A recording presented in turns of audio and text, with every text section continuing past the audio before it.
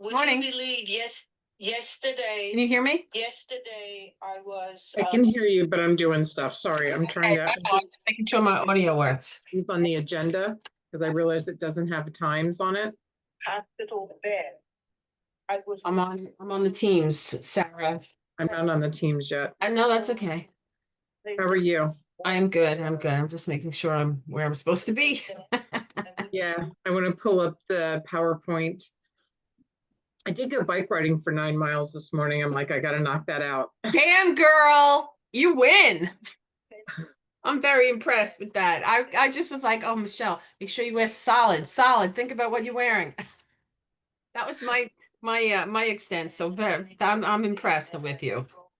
6:40 this morning, we were out on the bikes. Damn. I'm like, if I don't get it in, I'm impressed. and of course my computer had to be rebooted this morning. Ah, So I want to pull up the presentation too, so I can click along. I tell you, I think these love that happens to me. And I have to remember to delete that thing because it is huge. where did she?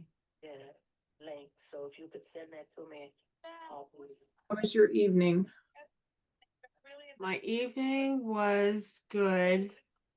I worked late. What the night did? What? Oh, I drove my daughter to a high school football game. I bought an inflatable hot tub. Oh, how is it? It was just lovely. It was 102 degrees. Wow.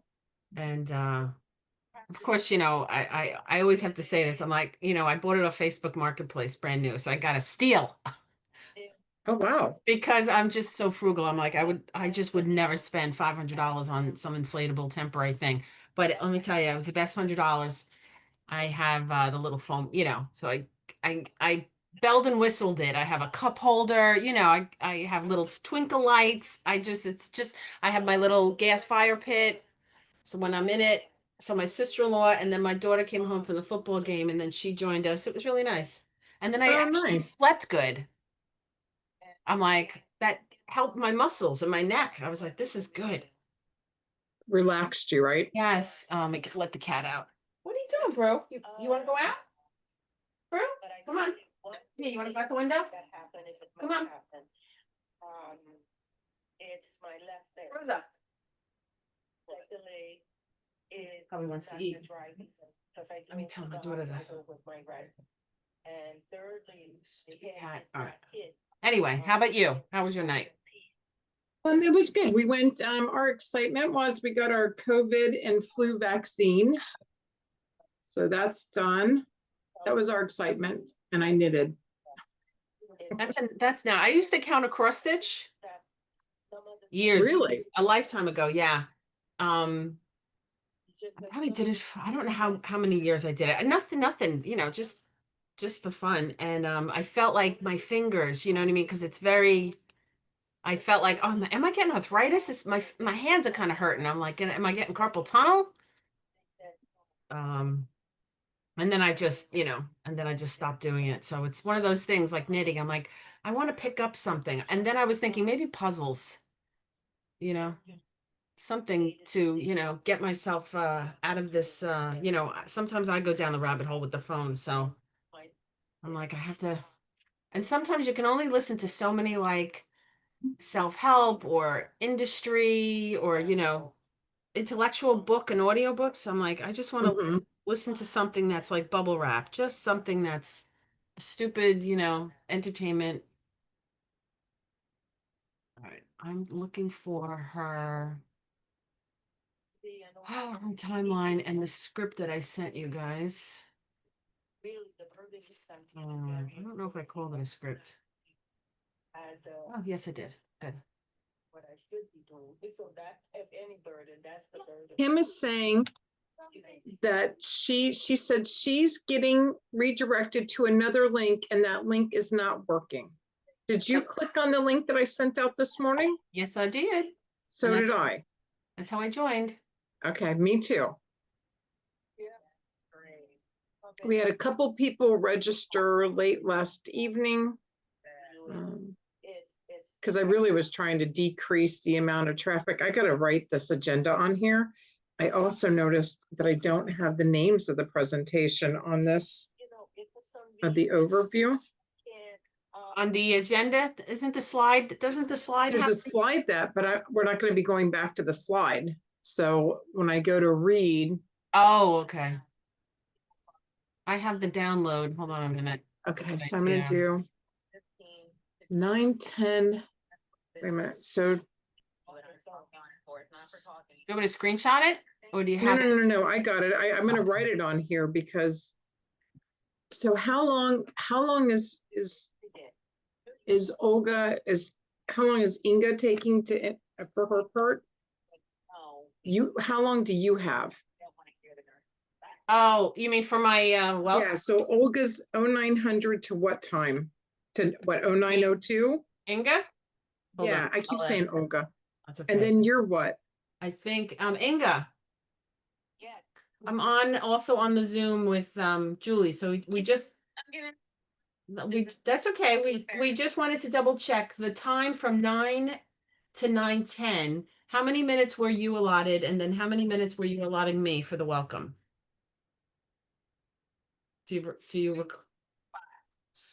I'm sorry, what? We didn't specify, so. Well, how do you know that Michelle then, I guess Michelle, then at 9, you've got an alert telling you at 9:10?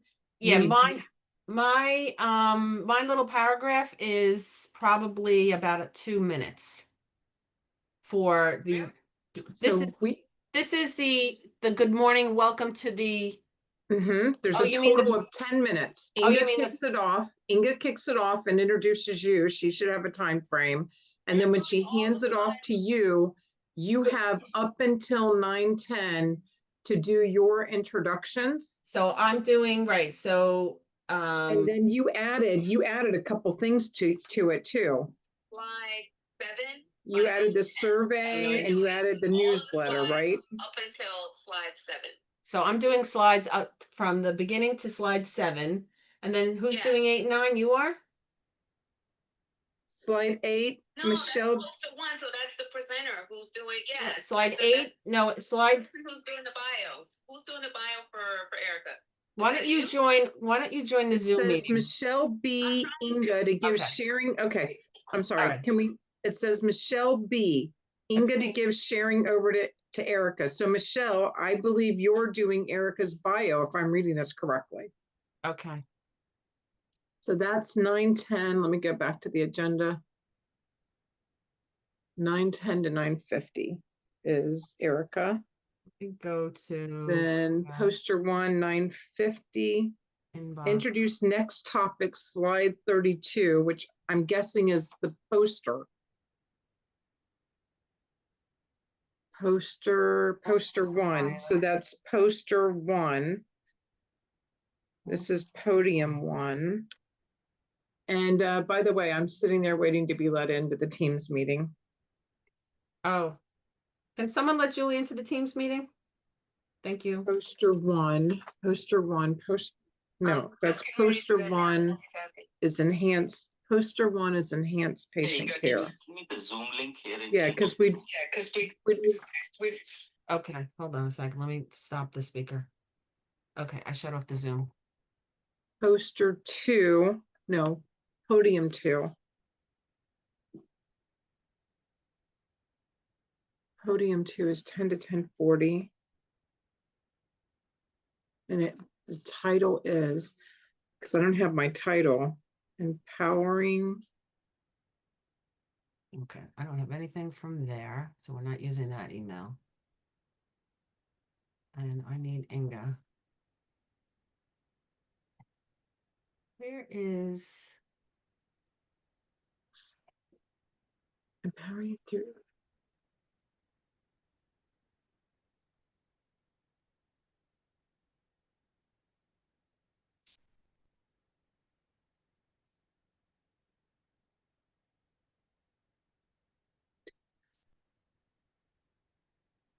Essentials.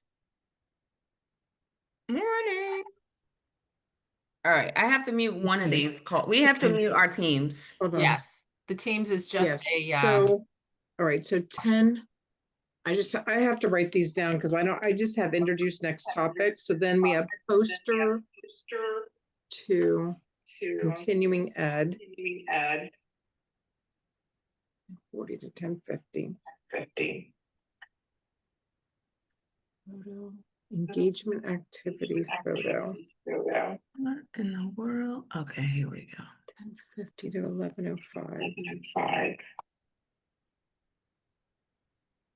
The break, a big notebook. 11:05 to. There we go.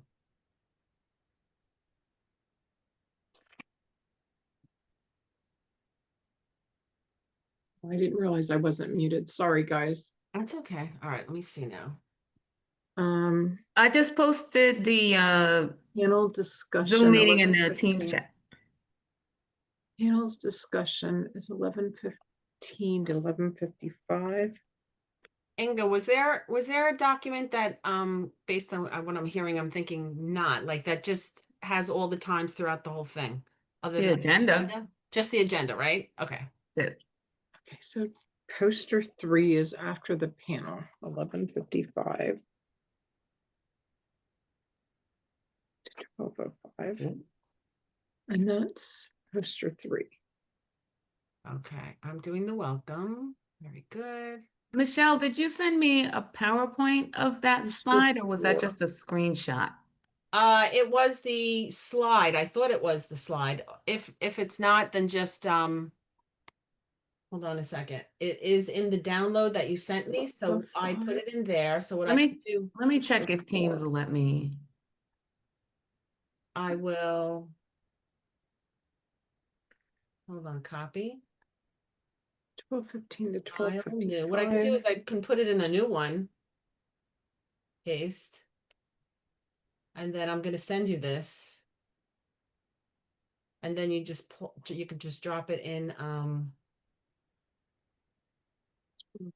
5 to 1 p.m. Okay, so for some reason my chat is stuck on lobby. hold on. Hey, ooh. You want to ask the Hey, sign? good morning, Natalie. If you could just mute yourself on Teams. And oh, what are you doing on here? What are you doing? Oh, I forgot. Yeah, Wait, because no, our what are you doing on speakers are here? not on the Teams chat, right? No. But it shouldn't be. Natalie Linda's one of our I'm speakers, sorry. isn't she? You're one of the speakers. Drop. This is internal. Oh, okay. We may, Bye. though, I think Join the Zoom. we may need to do a new Teams bite. How I did that. Yeah, but I think, Let me just check to see who's on here. yeah, I think we may have to do a new Teams invite. How did she get added? Is what I want to see. I got on the one from Michelle this morning.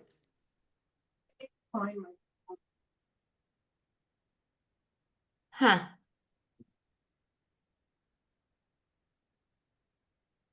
I just Yeah, Natalie's not invited to this. I don't know how she got added to it, but the email that I sent out does not have her name on there. I have interesting. no clue how she got on. Did Okay. somebody forward it to her? Hmm. Because it says she was added to the chat, Oh, not invited.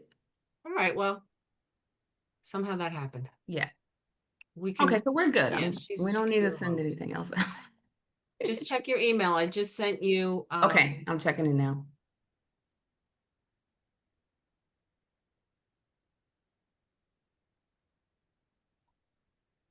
Okay, good. Let me open this.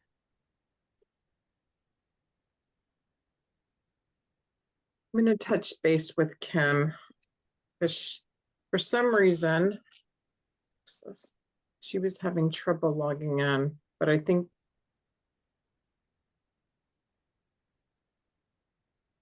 I wonder who forwarded the meeting invite, but anyways, No clue. yeah, it's just that our private communication will not be private. well, on Teams, you can remove the person. Like, so if Natalie's there, all she has to be is removed and she won't have access. But if she's not seeing her, she can't remove her. Yeah, Hold yeah. on, That's the thing. let me see. Internal communication.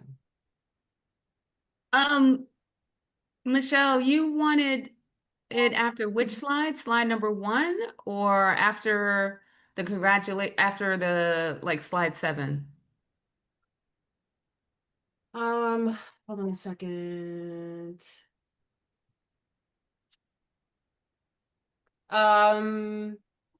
Before congratulations. Okay. Whatever slide Mm-hmm. Got it. congratulations is. All right. It's there. It's there. It's now slide number 6.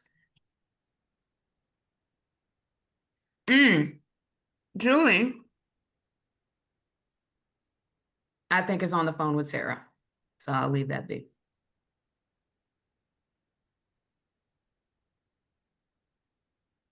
Hi, Lori. Maria, welcome. Hi, Erica. Morning. Good morning, mon frères and sirs. Anybody who speak French in this group? Good morning. Nope. Barely. It's good morning, brothers and sisters, is what I just said. I'll take your word for it. Ah! She said, I trust you. I trust you. Sorry, ladies, I'm back. I don't have the Zoom. This is the only invite I have. Okay, I just put the Zoom in the Teams chat. So if you click on that, that is the invite. All right. Did you register? Because that's how you get the Zoom. When you registered, you would have received the invite to the Zoom meeting in that email. I don't recall anymore. Lord. Just click on the thing in the chat, okay? Right. And then you can leave this meeting again. Thank you. Yep.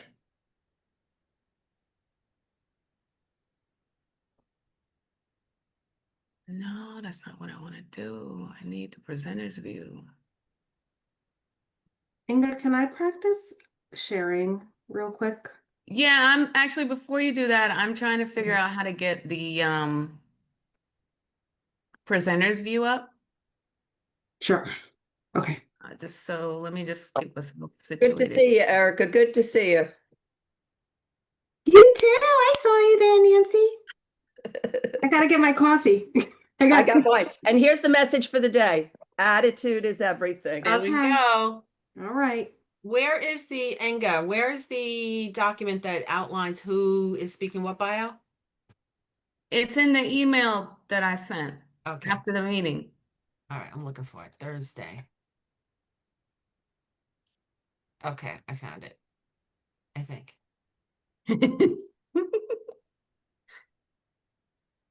Well, it says read bios, Jen B, Michelle B, Sarah, Inga, but then you have it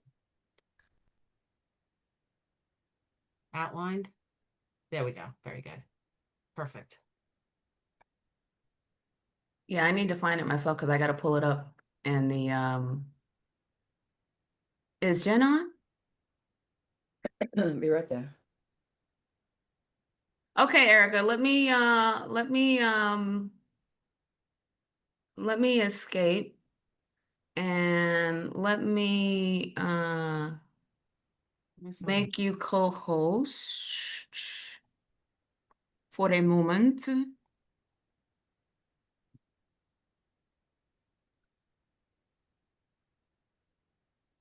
Okay.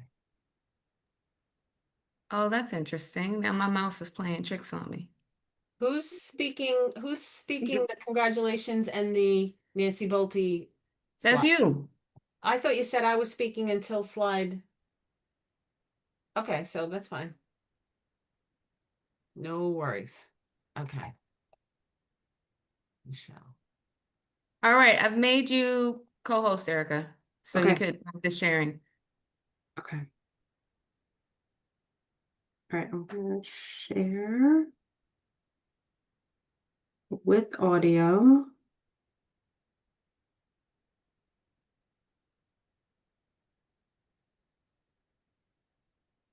Hmm.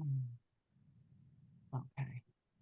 Okay, Inga, Yes. either you or I will cover Sarah's introduction. I just talked to Sarah. I told her Sounds good. where I would do it. Okay, perfect. Which, Which Which do scr- you want to do it or do you want me to do it? It doesn't matter. I'm trying to pull it up. Hold on 1 second. can you guys tell me if you see the correct Yes, thing? that looks beautiful. It looks fine like this? Yes. Okay. Did you Yes. see, so when I do this, Did you share with audio? I did. With What sound? happens when I do this? You see the background? What I'm seeing right now is your presenter slides. Now you see the Presenter's presenter view. slides. You don't Okay. want your presenter view. Right. Yeah, Okay. just switch. I just have to switch it. You're gonna make sure you switch before you start sharing because that's gonna happen again because it considers that your primary, it's always gonna default to your primary monitor. So I'm going to stop sharing and I'm going to try to do that again then because the view is wonky. Like, Uh-oh. yeah, like I just want to make sure I can set it up, switch it, and then share. Makes sense. Okay. I'm 20. gonna, Has everyone turned down the volume on their phones? I just did mine. Just as a reminder, I'm kicking the significant other out because we have a small house. So, you know. Hi, Maria. I don't think we've met. Welcome, welcome, welcome. Hi, good morning. I have Good to morning, move the good morning. Zoom up. Sorry what I for have to do. the seat on camera. Is there anyone that I missed? Good morning, Olga. Um, How are you guys? Okay. There's Kate Smith who's still trying to get on.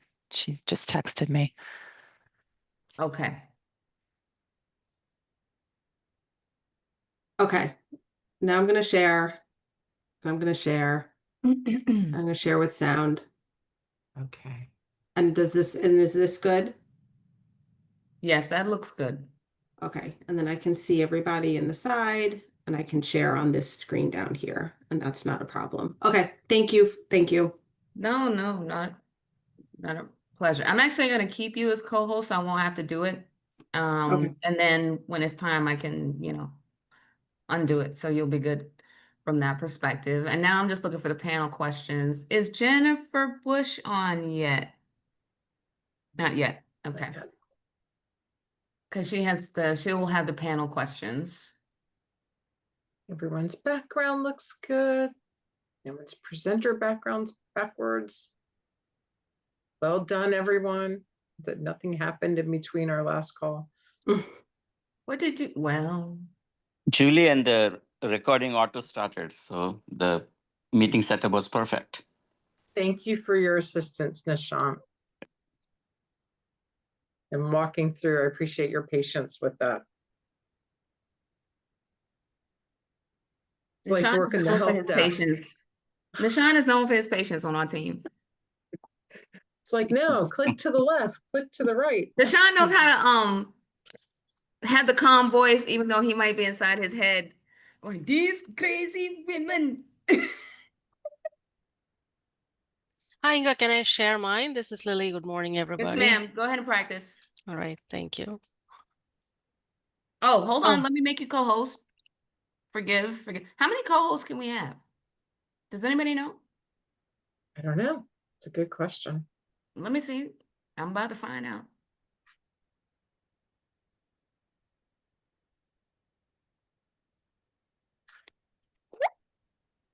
Uh-oh. I gotta find a way to make sure that when I am sharing the slides, people's chats in Zoom don't pop up while it's presenting that PowerPoint. Okay, so I've just made you co-host Lily. Okay, let me try to So now share. you and Erica are both co-hosts, and I won't have to, that's one less thing I'll have to worry about when the time comes. Is there anyone in the lobby?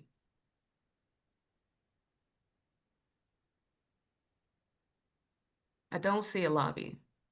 So I think we're okay. Yeah, I think everyone comes in. Okay. And on our group chat, Everyone's been admitted who's tried to get in for the team. Mm. Can you guys see it? Mm-hmm. Yeah. I'm just gonna advance. Okay, Yep, perfect. that's perfect. Okay, let me just stop share. So who was introducing for Oh, yeah. So for Sarah, you, Michelle, and Kim, I'm going to let me look and see. I have to look at the agenda again. so it was Sarah, right? So that's gonna be either you or Julie. Correct. So Correct. who? Give me a name. I'm looking because I didn't put it's in the email. So it's just Fine. It'll be me. That'll be fine. You're gonna I'm take just- it. You're gonna do I'm- poster 2, Inga? Is that what Yeah. you're talking about? yes, that's what she's talking about. Sarah's Okay. name. I'm whipping Okay. together something with timelines and I'm dropping in the bios and I'll share that out. You can use it or not use it. Whatever float, whatever you Whatever want. floats your boat. Whatever floats your boat. Okay. Whatever floats your boat. Floats your Just to try to boat. get it all together, Now, I need to be able to block Zoom from sending me notifications.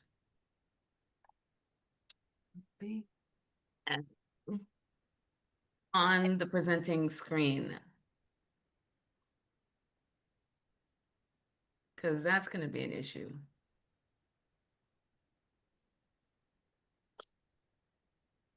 Inga, you and I will need like a quick call Debrief. when this meeting ends, Yes, ma'am. because we will post the education event on the ENEA national chapter. So then that's one item. Check, we're done. Okay.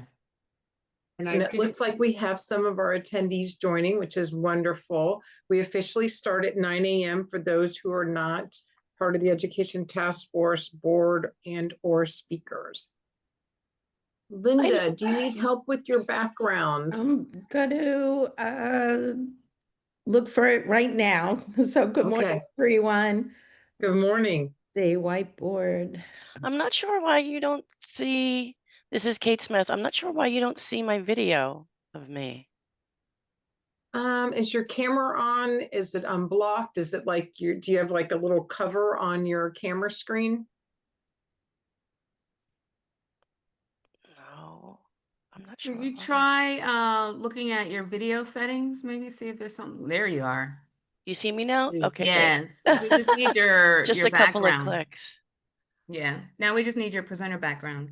Okay, click on background and effects. Yes. You can add the presenter slide. Kate, I Oh. think you added it under virtual backgrounds. Virtual backgrounds. I have none and blur. That's popping up now. Inga, do me a favor and mute your teams.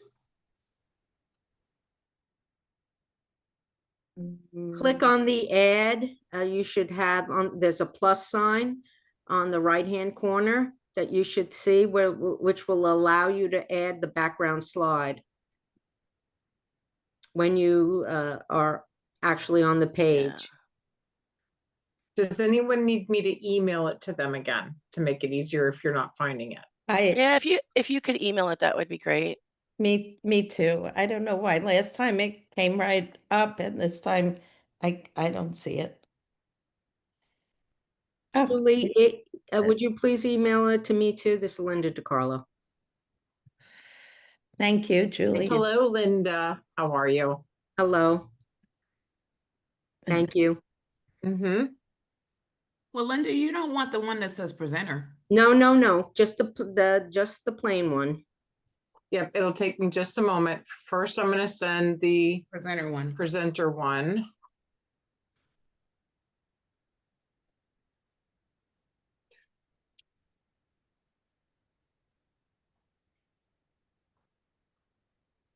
It's probably easier for me to resend the email.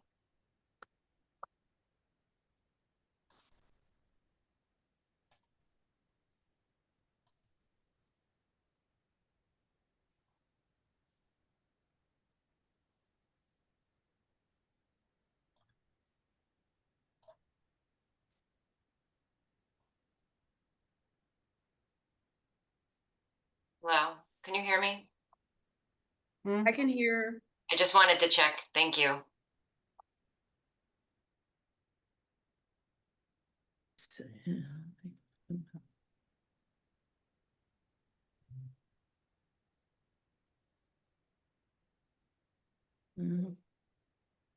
Good morning, Jessica.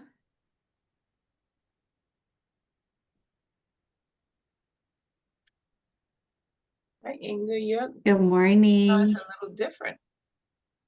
Yeah, it's older version, I think. Okay, no worries. Linda, I'm sending yours to you now. Thank you Thank very you. much. Didn't want you to think that I forgot. Oh, there's two Lindas. I also need it. Sorry, Linda DeCarla. She's I'm taking sending care of yours you now. both. Okay, yes.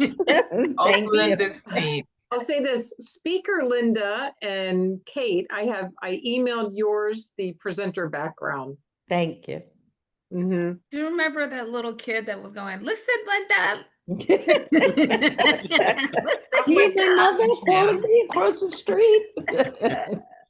Dinner. Remember that? Dinner. Oh, God.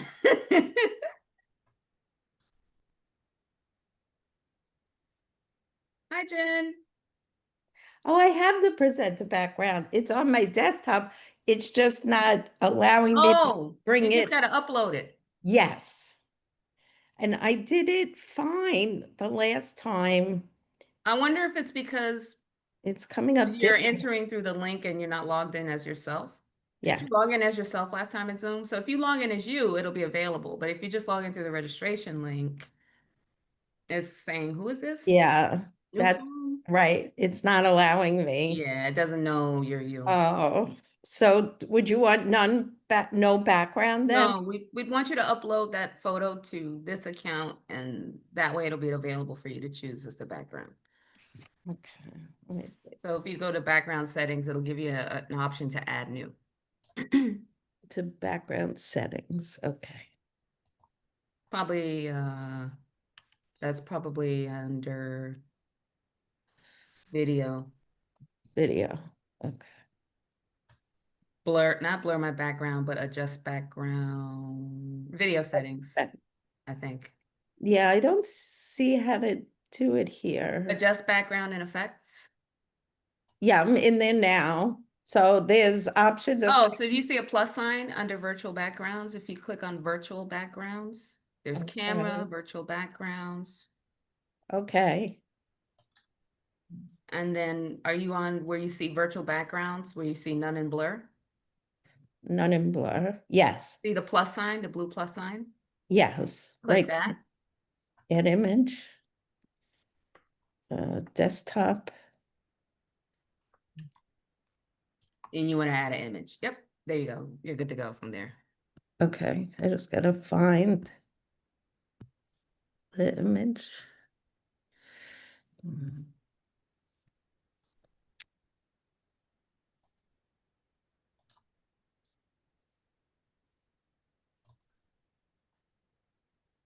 Okay. I just put stuff in with like time sequence with the bios. I'm going to drop that in the Teams chat for Perfect. all of the let me save it. Save as. I don't know why it's not coming up. Nursing. Intro. Call. Oh yeah, it's here, but it's oh. It may look backwards to you, but when we see it, it'll look fine.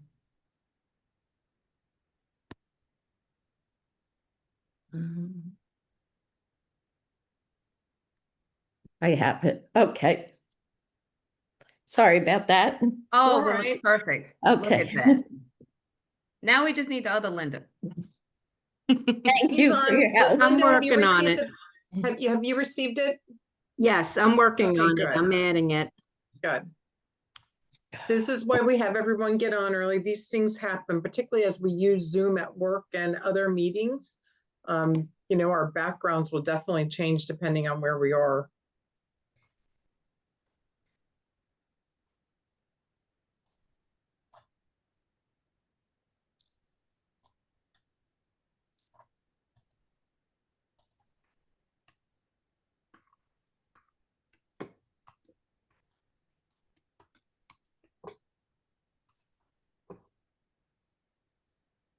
Okay. And All right, Michelle, it's- I'll do the intro once I show the agenda slide. I'll do your intro on that slide. Oh, right. Okay. Yeah. Yep. Yeah, I just literally copied and pasted everything, so. No, that's good. All right, and then what I'm gonna do for me is put all my speaking points onto that, so this way I keep in target. Inga, it's Jen Bush. So are you gonna, because I'm to do Michelle's bio, but are you doing Michelle's bio? No, I'm just introducing her. Just introducing. Okay, got it. All right. Yes. Let's make sure. No, all the bios stay the same, and Okay. you have the panel questions. Yes. Ready at the ready. Perfect. Yes. And Jen, you're in the Teams chat? Are you in the Teams chat? Hold on a second. Let's see. Where's that link for the Teams chat?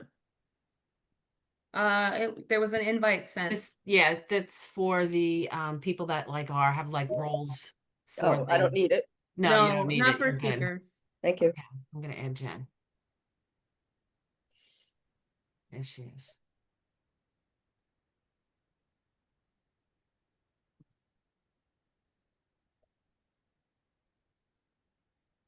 It's not letting me add you. Are you already in it? No. What's interesting is I went to go look at the lobby in Teams chat, and now it won't show me the regular chat anymore. So I'm stuck in the lobby, folks, in Teams. So I don't see you in the lobby, just so that you It's not know. that I'm in the lobby, my chat is in the lobby, so I can't see the regular chat. I'm gonna jump off and rejoin. Okay. Just to make life a little bit easier. All right. We have 3 minutes, everyone. Hold on. Are you the host for the teams? Because if you jump off, you may end the. Not a Teams meeting. No. No, not the team, like a Teams, right? Inga's talking about the team. Kim's Yeah, I'm asking looking about at the Teams Teams. meeting for the education task force. Okay. But we're You only. said you couldn't get out of the Teams chat? Yeah, I'm stuck. Wait I'm a in the minute. lobby chat. Could someone right, send come me on. the Teams chat link? I'm not in that either. Who's that? Kelly. Why Oh, don't, Kelly, it's okay. You don't need to Unless be. you don't need me to be in it. Nope. a All right. suggestion, why don't we send a sample to the Teams chat to make sure everybody can see it? Somebody write something? I just wrote I've been something in chatting. it. Do you see something? Oh, Linda, you're not in the Teams yet. You haven't joined. But we don't need to I if we don't have a. Linda does. She's not in 2 North minutes. Mode. Okay, We I'll have 2 minutes. take a look. All right. Yeah, I just put something in the Teams chat. Yeah, so did I. This is Jen Bush. I see it. But I don't see anybody. I don't see you in the lobby in Teams, Inga. I see you in the meeting. I shouldn't have I to know. be, I'm not in the lobby. but I shouldn't Okay. have to be in the meeting to see the chat because it'll just be showing up on the chat, right? You shouldn't, but people who are external to the org have to be in the meeting. Okay. Otherwise, it All right. kicks them out of the chat. Okay, so I'm just gonna go to my chat. 1 minute. All right, perfect. 1 minute. 1 minute timer. Oh shit. I literally just. Did we lose? And this is not a PG rated event, everyone. I know. That was me. I thought I just logged off on the meeting. I was like, oh no, so sorry. That was inappropriate. Still It's here. okay. Like, oh my gosh. We are all nurses. We get it. Are we entitled to laugh? That's Well, where we run you to the did- med room. If you're a peds nurse, that's where you run to the med room and come out. Can and- we chuckle just a little bit? Yeah, and the older you get, I'm Absolutely. like, the less embarrassed I become. Like, oh, okay, I did that. Linda, I'm admitting you. Thank you. All right. You're let me- welcome. Documents, speaking points. Perfect. Okay. And it's 9 o'clock, Inga. All right. Thank you, everyone, for joining. For those of you who are here, we are excited to get this thing rolling. My name is Inga Gerard. I'm one of the co-chairs of the Education Task Force for the New York Tri-State Chapter. And before we get started, just wanted to say that if you are not a presenter or speaking, please leave your camera off. This will help us to be able to spotlight the presenters when it's their turn to speak so that you can see their lovely faces and not the rest of us staring at them as they go to speak.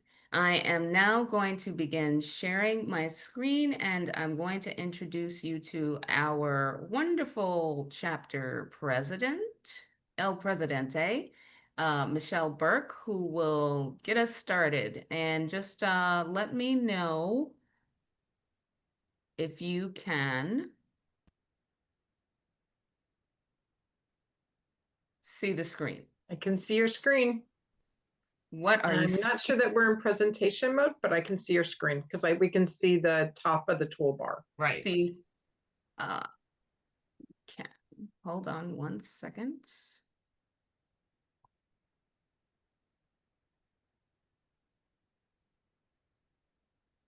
All right. Do you see the slide? Yes. That's all. I'm good from there. Okay, Michelle, take it away. Okay, wonderful. Well, good morning, everybody. Oh, okay, great. We see the agenda. Excellent. Okay, hold on a moment. All right, good morning, everyone. Welcome to our 2025 Fall NIA New York Tri-State Nursing Informatics Symposium. I'm Michelle Burke. I'm the chapter president. It's wonderful to see you all come together with us to explore the power and potential of nursing informatics. Throughout today's program, you will hear from really inspiring, fabulous speakers who will share real-world solutions, innovative approaches that are really shaping what we do in healthcare and how nursing informatics really puts their pulse and influence on the care that's provided. Nursing informatics continues to grow as a vital specialty within healthcare, as we all can attest. According to the Healthcare Information and Management System Society, HIMSS, as of 2024, more than 60% of U.S. hospitals employ dedicated nursing informatics professionals, which is really fabulous. A recent study found that 84% of nursing informaticists really feel their role has expanded in scope and influence over the past 5 years, particularly in areas of the electronic health record, which I think we all can feel that influence, data analytics, and patient safety initiatives. That's why we're here today. That's why we participate in ANIA. That's why we contribute to our chapter to create these education events across our community and open it to ANIA members and non-ANIA members, because we really want to share what we're all doing out there, our creativity and how we're affecting the nurses that surround us and the patients that we serve. So we encourage everyone to engage, ask questions, and make the most out of this opportunity to continue and learn. So thank you for joining us, and I look forward to an exciting and informative day ahead. So really the rules of the road. So we do have a continuing education, so professional development activity. It was approved by the ANC, I was going to say the ANCC, the American Association of Critical Care Nurses, who is an accredited approver by the American Nursing Credentialing Center Commission accreditation. Participants must attend the entire symposium to complete the evaluation and receive the credits. And of course, we're all familiar, right? Learners, requirements, you get the contact hours. We really encourage questions during the presentation. Please post them in our, in our chat. Please make sure you keep your microphones muted. We recognize that could happen, so just be mindful and put that on mute. Next one, next slide. So no conflicts or disclosures to report here. So here we have all of the listed speakers who are joining us today. So there's no relevant relationships between ineligible companies and individuals with the ability to influence the content of any of the activity that is being planned today. Okay, so I pretty much gave my welcome. Very happy to be here today. The other thing I'd like to share with you is we do have our second newsletter that is out. It is on our chapter site. I am going to post the link in the chat, but we do have a QR code there. So I really encourage everybody to use your phones right now for the next couple seconds. because we really want to encourage that development. So we're asking some questions about creating a poster.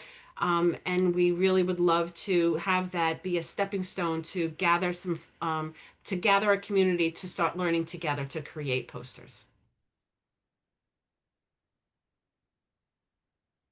We also want to congratulate from our spring symposium, 2025 Nursing Symposium, Frontline Guardians, and that was a collaboration with ANIA, the HIMSS New York ANA, and Sonciel.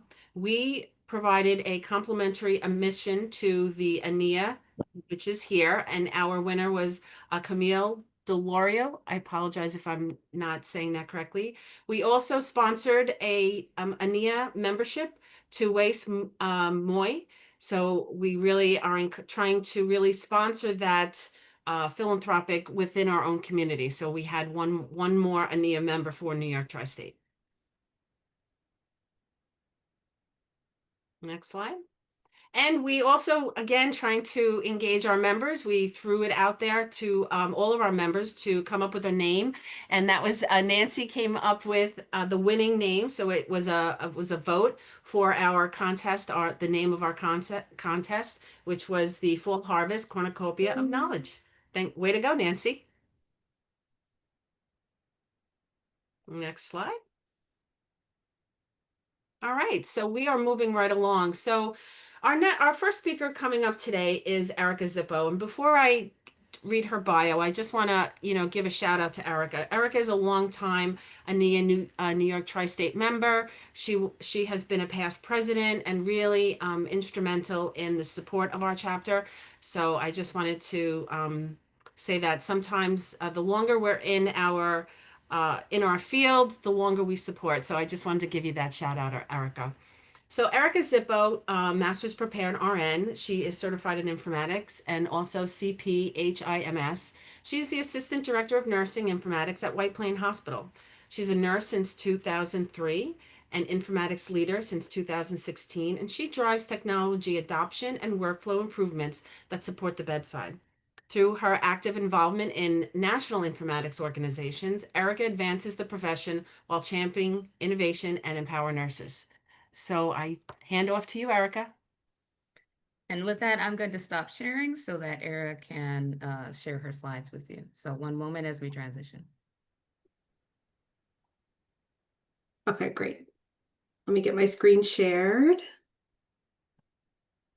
and make sure I'm sharing my sound. Okay. And move your faces up to my other screen. Can everybody hear me okay? Yes. And screen looks clear? Beautiful. Okay, great. Thank you so much. My nerves will shake out. Give me like 5 sentences and I should be okay. Hi, everybody. What a beautiful fall morning. And thank you for that lovely intro, Michelle. That was very kind. I will mention that another past president is on the call this morning, Jen LeBron. So thanks, Jen, for joining. And we both are so happy to see the chapter flourishing. Everybody does a beautiful job. So my name is Erica Zippo, and I'm the Assistant Director of Nursing Informatics at White Plains. I hope everybody has their drink of choice. I've got a nice yummy coffee in a sleepy mini mug if anybody's interested. And I hope you're settled in for what I think is one of my favorite yearly events, the ANIA Tri-State Chapter Fall Symposium. Thank you so much to the chapter leadership for the opportunity to share my work and for putting together another successful event. I really do believe that the work of local chapters of professional organizations is so important. Not everybody has the means to travel or to go to the larger conferences, and the local events that we put so much time and effort into are really instrumental at providing opportunities for everybody in the field. So I've been an active member of ANIA since for my entire nursing informatics career, and I'm currently the co-chair of the New York HIMSS Nursing Committee. And so if there's anybody here that's not an ANIA member yet, I'd highly recommend joining. My presentation today is about hospital-based informatics teams' role and their impact on downtime preparedness. So I've talked now 3 different times about downtime, and it's not my favorite topic, and it's not the most shiny and exciting topic, but it is very impactful for all bedside clinicians, and they really deserve clear direction so that they can do the best job that they can do. They need reliable tools, and they need us to work out the kinks.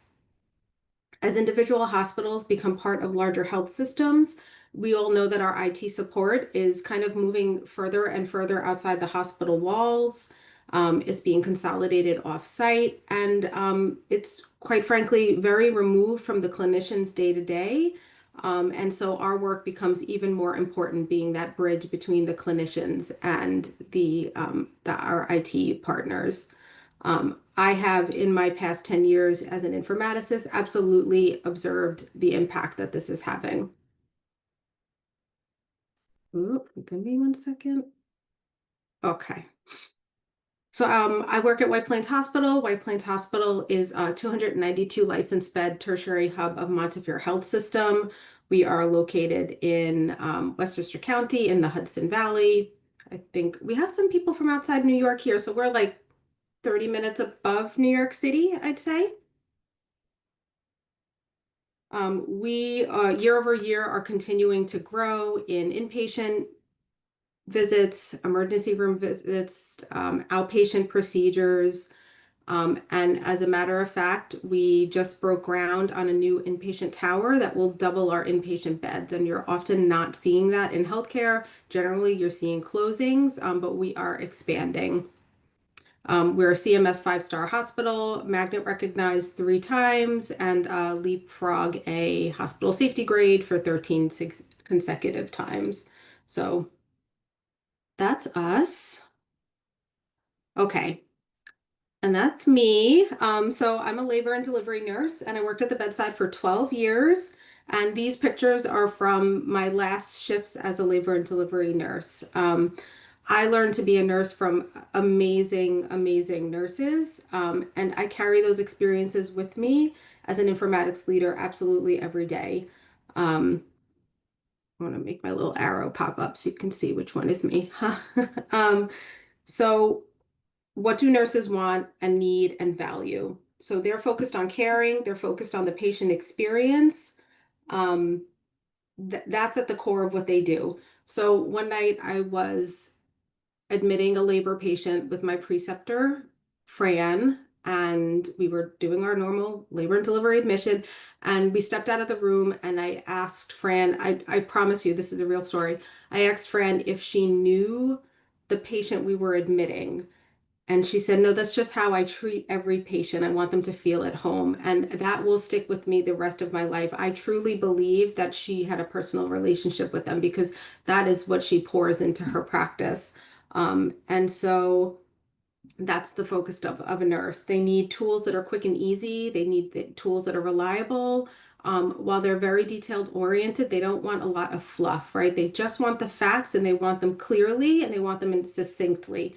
And we've done an okay job. I think we're continuing to do better jobs providing them electronic health records that give them those clear tools. But downtime can really impact this paradigm. So we're going to talk about how it does that and then what we can do to help it. Okay. So I want to see some thumbs up for the Grey's Anatomy fans. Anybody watch Grey's Anatomy? I don't know. Yeah, I love Grey's. I also love pop culture, and I love medical TV shows, and Grey's is one of my favorites. And this is a short clip from season 14, which aired back in 2017, but still valid. The episode makes me laugh, especially you'll see the one IT service person that's responsible for the whole hospital. So as we watch this, I want you to think about whether it's accurate or exaggerated. And then if somebody just let me know if you can't hear the sound. When do we get the records back? Look, I've got kids up there. I don't even know what meds they're on. We can't even order meds, and we can't monitor our patients. Okay, everyone stop. I thought we were prepared for this. We were supposed to have the whole cybersecurity seminar. We are. It's this Friday. Bailey, what the hell are we gonna do?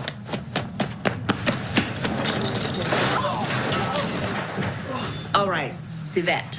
That right there is what we're not going to do. We're not going to go running around flapping our arms like the sky is falling, right? Just because we've lost our computers, we don't have to lose our minds, okay? Okay, so I could watch that whole episode. But what do you think? Do they nail the feeling of being in a downtime? I don't know. I feel like I feel like it does, right? Like I feel like we are not at the point where it is seamless yet. So it can feel for some people like complete chaos. Okay, so I think this group of well-seasoned informaticists know why downtime preparedness is important, but it's worth repeating. So it doesn't happen that often, and actually, in my opinion, is happening less and less. Our IT partners are getting better and better at providing us like really stable systems, and the downtimes are very scheduled. Every 4 months we have a downtime. But you're always on the brink of another unexpected downtime. So the less frequent they come, the more high risk they become because we're not familiar with what to do. Specifically day shift because all the scheduled downtimes are at night shift, right? So definitely work that we need to do in preparing.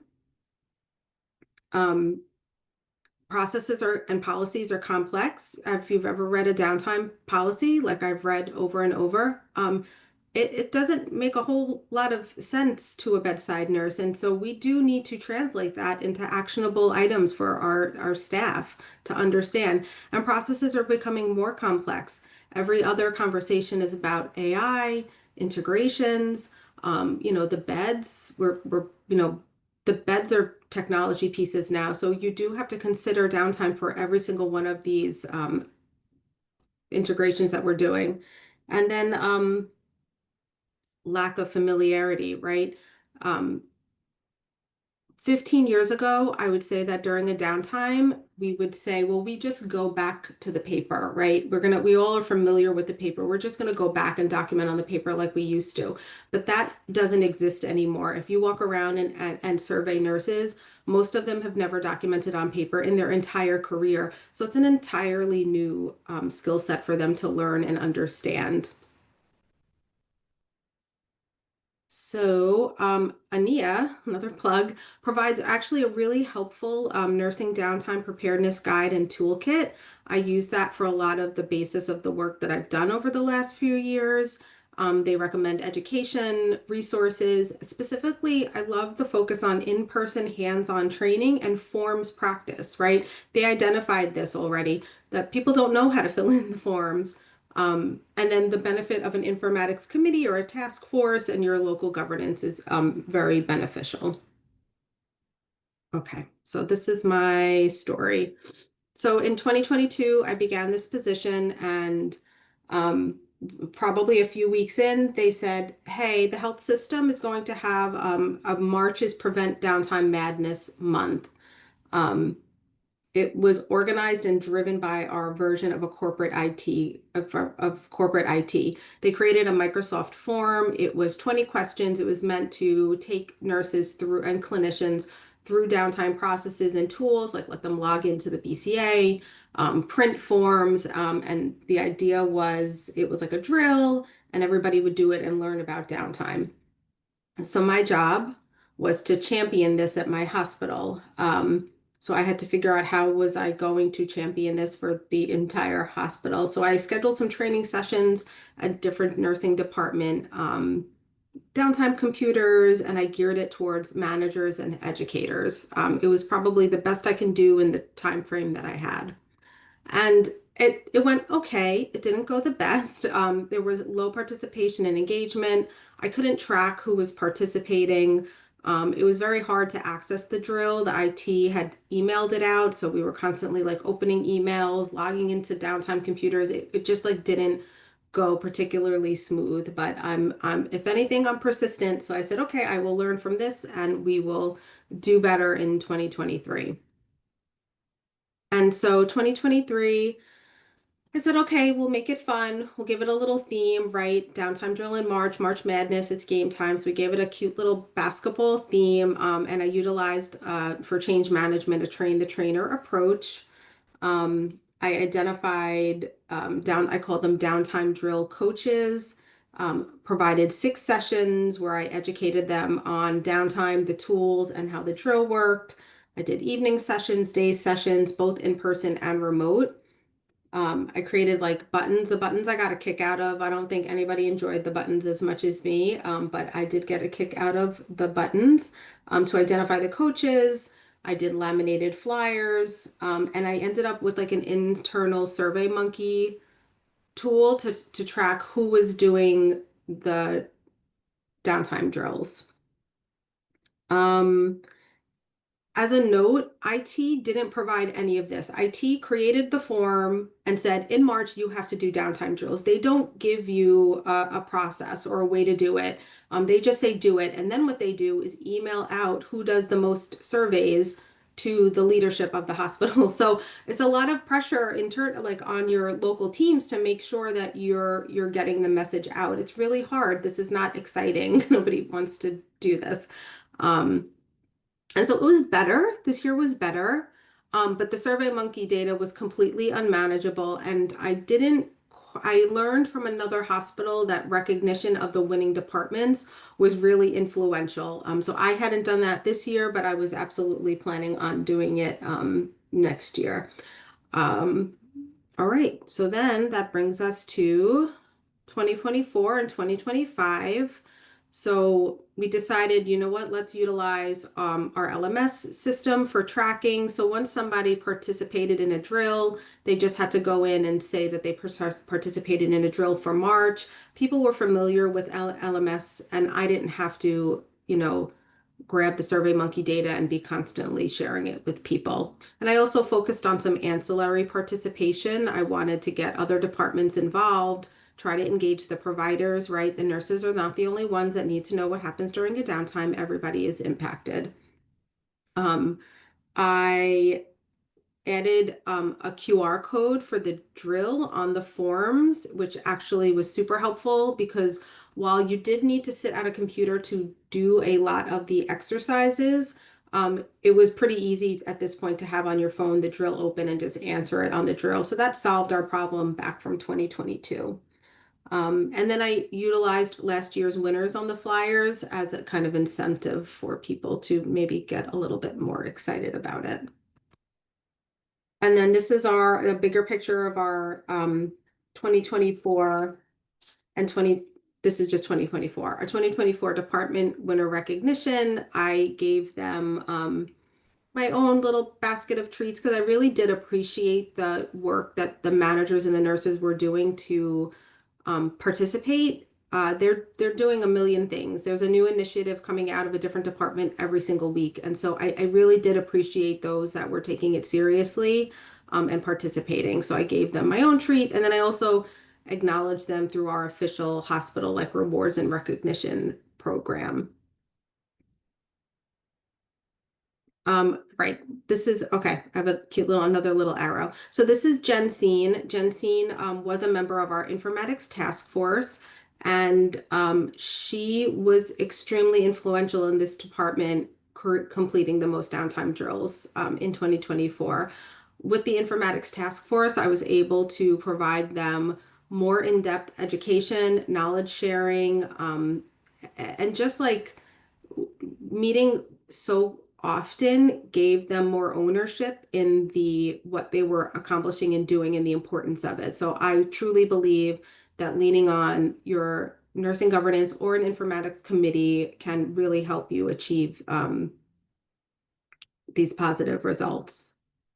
And this is our 2025. So this year, another department really went for it. They said, nope, we're gonna win this year. They were out to win. And so was another department, and they ended up being the runners up. So I did feel, again, I really do appreciate that kind of like getting people excited. And so I recognized both the winner and the runner up because it's a really easy thing to do for the effort that they're putting in. And they were great. And just a quick plug for Magnet. So White Plains is Magnet designated 3 times over, and engagement through whether it's your informatics task force or your general nursing governance meetings is really important. I spend a lot of time with all of these groups, knowledge sharing, and trying to get them engaged. And I think it does help drive the engagement in the downtime drills. Okay, so everybody has to have data now. So what is my data? I had to figure out what is my data for all of this work that I'm doing. Okay, so when I look at the downtime drill coaches, my vision for the coaches were that they were supposed to be staff nurses. And you can see here that the staff nurses are the purple line. That's not really how it ended up being. It was mostly managers and educators. And actually in 2025, I had a really big dip in anybody even participating in being a downtime drill coach. I don't know if that's because people are over this, or maybe they're so used to it and they understand it and it's ingrained in them now, or maybe I just need to revamp my approach. And so likely in 2026, I'll try to find another way to identify downtime drill coaches or think of another way to get people participating, because the reality is I can't educate every nurse and clinician in the hospital, so there has to be a way for me to instill the information to a group of people that will champion it. Downtime drills completed, right? In 2022, we did just over 150. And then 2023, we increased. That was a great increase. 2024, I was out of the office for 2 weeks in March, and that's when it happened. So I'm going to say 2024 was lower because I was missing and there wasn't really the push to get it done. And we did an amazing job in 2025, completing over 800 downtime drills across our hospital. And we were the #1 hospital completing drills in the health system, which was a great accomplishment for me and my hospital and everybody that works with me. And that made our leadership very happy. And I was very happy too. So being the #1 downtime drill winner is great, but I'm really always concerned with the quality of the drills and are we learning anything and what are we identifying? So #1 for me, and this is completely anecdotal, I don't have data for it. In 2022, if I would walk around and ask people what SRO was, I would get blank stares. So SRO for all of our Epic users is the read-only version of Epic.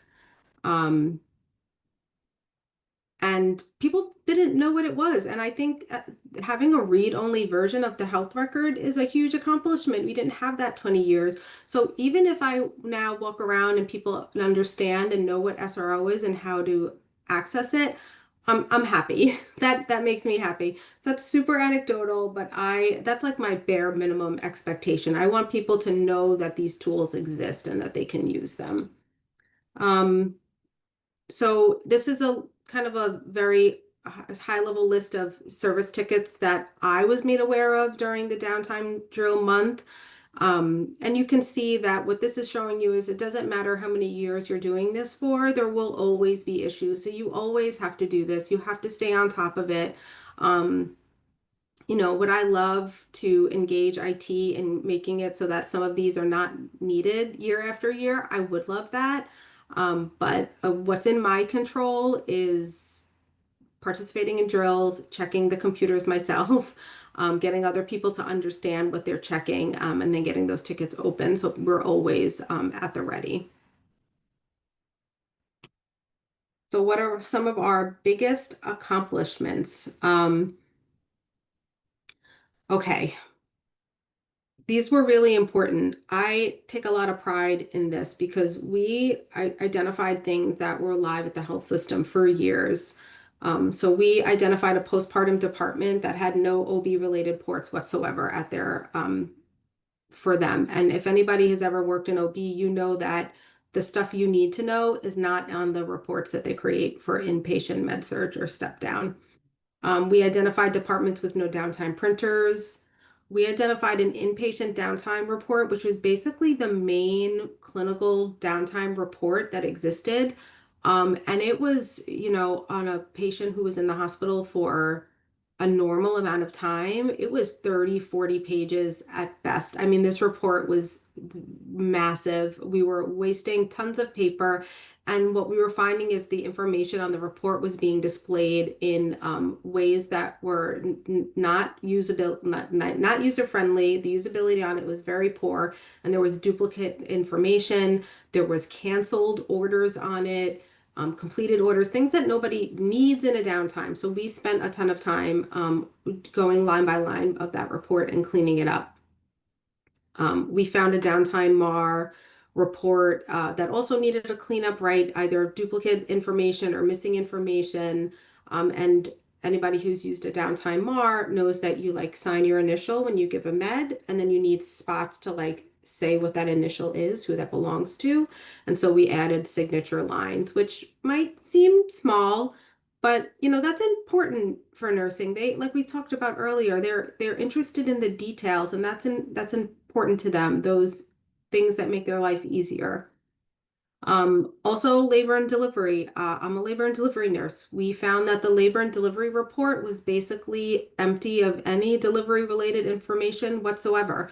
So that took me a good year to follow through, follow up on, make sure that that report got built in the way it needed to get built and reflected the correct delivery information for that patient. So all of these things, they take time, right? You need the expertise to be able to identify there's a problem, and then you need the time to be able to fix those. And then we identified a bunch of education needs. How do I use a downtime MAR? So we cleaned up the downtime MAR, and then the informatics task force said to me one day, well, what do we write on this? I said, oh, I didn't know, nobody knew how to write on this. I know how to write on this. So we created templates of how you would fill out a downtime MAR and put those in the downtime binders for reference. And how do I order labs? So ordering labs, there were about 4 different downtime lab specimen papers floating around the hospital, and none of them were helpful. They were all required you to hand write exactly what lab you were ordering, and nobody has time for that. We have no time for that. And so we did a big push with the informatics task force to clean that up, right? What do you have to do if the order's already in Epic? If the order's not in Epic yet, you know, what do you print? What do you not print? It's quite complex and challenging. And so I will show you on the next screen. We did a workflow Visio just for downtime specimen collection. Like that is one tiny piece of the big picture. And it took a ton of work to work that out. We did a big education push, and then we worked collaboratively with the lab to create a new downtime lab requisition, which is absolutely gorgeous and makes life easier, right? Just check what you need and move on. And the reason I do this with the informatics task force, and I'm always going to stress end user involvement, I'm not an end user anymore, right? I don't practice anymore. I need to know that what I'm creating for them makes sense, they understand it, and I'm meeting their needs, and I'm current with their current practice. And so that's super important. I could probably make something up on my own, but it's not going to fit their needs. End user involvement is key. And then beyond the drill, so getting good at the drills is great, but it's led me down a path of no return. So we created a clinical downtime forms task force. We have reviewed about 600 downtime forms that are in our bucket of forms today, and the majority of them are from like the early 2000s. They are very aged. They are clinically irrelevant, and they're just taking up space and making it very confusing for people to know what they're supposed to be documenting on when Epic is down. And so we are working through form by form. You know, is it clinically relevant? Is it not? Does it need an overhaul? Does it not? I wish there was a better way. And if anybody has a better way, I'd love to hear it. But we have a group of people committed to getting to a place where we have some reliable forms. Blank Mars. So I think everybody, I wish I had a picture. I should have put a picture of the blank MAR in this presentation. Does everybody remember back the MAR? Like everybody had the same MAR, right? It had the on the top, you would put your stat meds.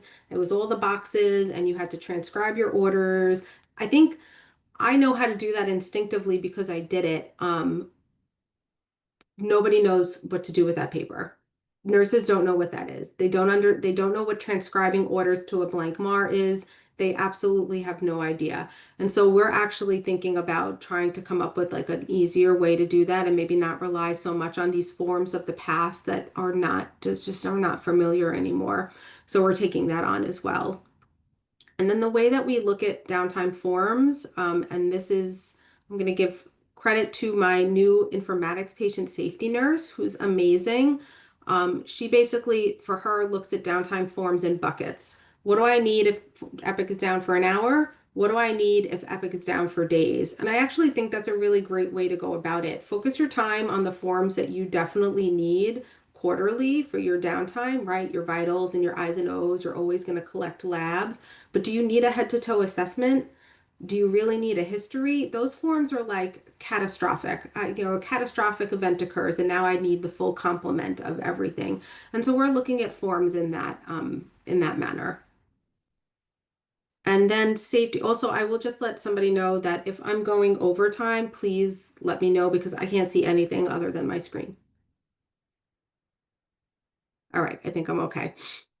You're okay, Erica. We'll let you know. Okay, thanks. Safety and quality. I don't want the work that my team does just be about getting the technical pieces right. We have the jobs that we have because we are clinicians and we have an eye for safety and quality. So we have identified a few downtime recovery process gaps that we're working through. One is we don't have a way to document actually in a discrete way blood administered during a downtime. And, as a workaround, people put it in a note, and I'm going to argue that that's not the best way to do this. Like, there needs to be a discrete way for something so important as blood administration and intake and output to make sure that that downtime recovery documentation adds to the full picture of the I&O. So we're working through that, and it takes a lot of work, multiple Epic teams. It takes a long time. We've just started that. We talked about our lab specimen collection that we work through, and then medication administration. We're finding that overall people don't understand the process. So we're just trying to do targeted education on all of these areas that are give people a hard time during downtime. And then future considerations. So, how do you extend this education? Who owns downtime education? Does that live in informatics? Is that something that the education team should take on? And I guess it really depends on how your hospital is set up. And so we're thinking about what is the baseline competency or education needed for specifically for nurses related to downtime. And then, we have our expanding integrations in AI. How do we address downtime? What are the downtime processes when you have all of these intricate integrations going on? And so this is getting it to the end. So this is just like my takeaways on what I think makes us successful. So I try to make it fun as it possibly can be. It's downtime drills, but I do try to make it fun. Repetition is necessary. Hands-on practice is an absolute. You cannot just send people a net learning or a slideshow to watch. They have to sit at the downtime computer. They have to log into the app. They have to practice printing. They have to take out a downtime form and hold it in their hands and write on it. It is necessary. Recognition of our high-performing departments and individuals is very important and has been working well for me. Trust but verify. I learned from an informaticist I worked with years ago, Marcia. She always said trust but verify. And I will walk around. I don't have to. I shouldn't have to check the BCA computers, but I will. I will walk around. I will check a BCA computer if I'm passing it. I can't get to every computer for every downtime, but I do find that it's important for me to spot check and stay abreast of what's going on. And then don't let, perfect be the enemy of good. It's overwhelming. And I probably sat on this in the first few years of this job trying to figure out where to start. Just pick a workflow and start and make sure that you understand that workflow from top to bottom, and then you can appropriately educate it out to nursing staff. And then at least there's one thing that they know. There's one workflow that we're confident on, and then you just build on that. Downtime preparedness is crucial. It is not glamorous.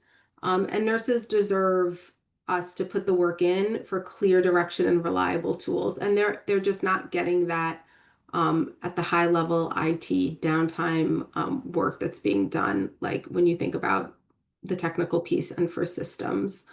And I'd love to connect on this, share ideas, and that's it. If anybody has any questions, I'm happy to answer. Hi, Erica, it's Linda, and I've been monitoring the chat with Julie, and we have a couple of questions that were placed in the chat. Okay, great.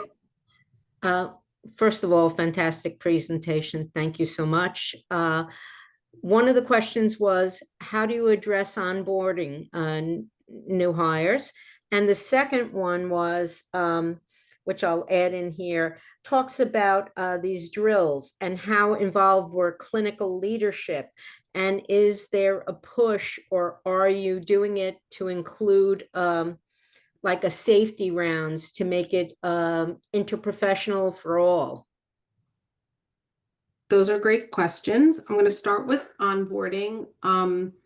So for onboarding, what we did was include the completion of a downtime drill as part of the preceptor packet. So for every new nurse, one of the items that they are supposed to complete with their preceptor is a downtime drill. And my hope is that because the preceptors participate in the drills month after month, they should be well versed in how to complete it.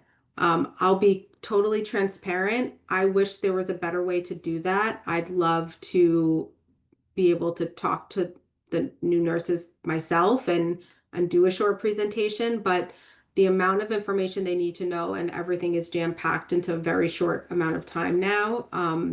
This is what we have right now. That's how we handle onboarding, is through the preceptor.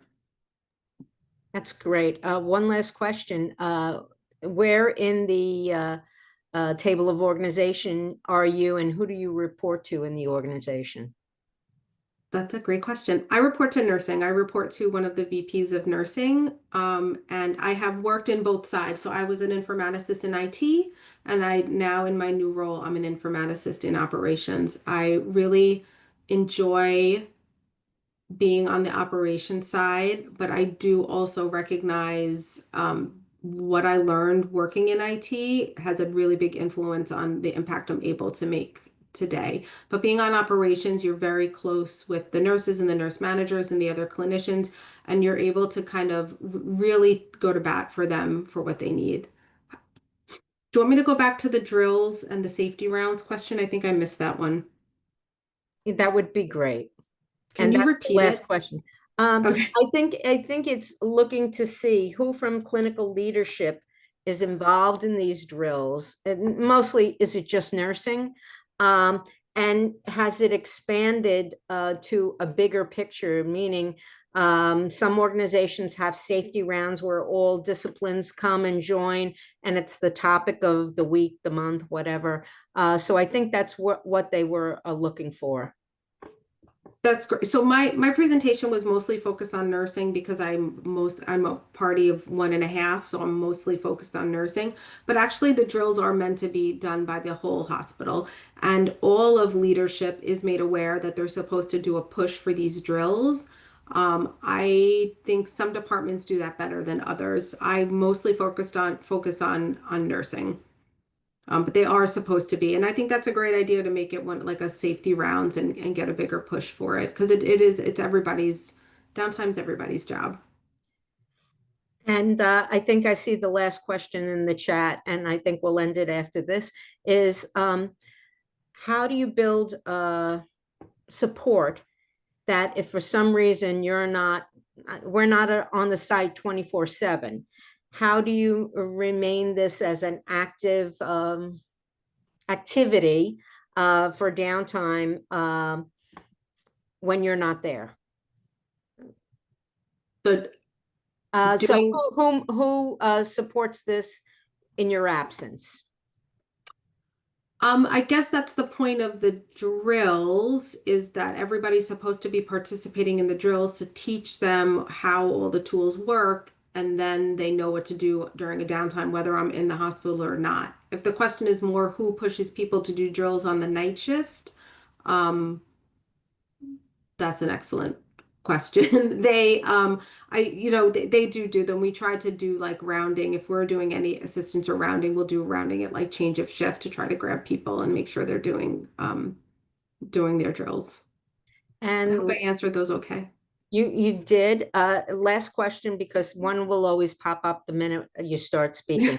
Okay. Is that how do you build do you have champions, or we used to call them super users, or downtime specialists that are on the unit for supporting on the unit? Have you considered that or thought of that, or do you have that in practice? And that's the last question I'll ask you. So I think we're in a state of change right now. So previously, I would say that my informatics task force members are those people on the units, and we're kind of going through a redevelopment right now. So between the informatics task force members and the downtime drill coaches were supposed to be those people.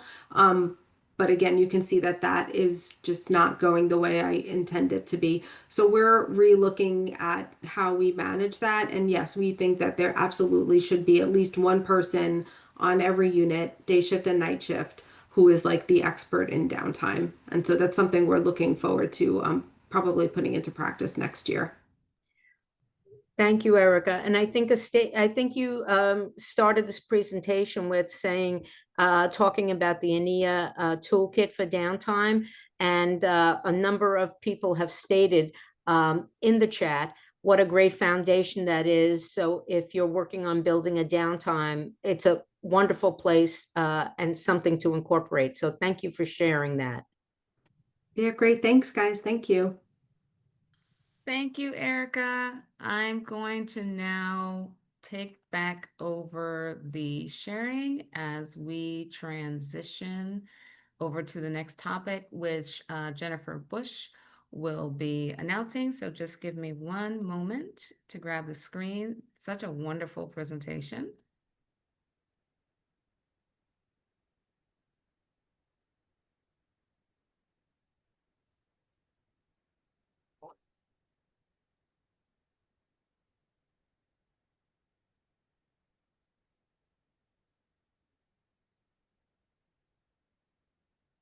Okay. Let me know if you can see the screen.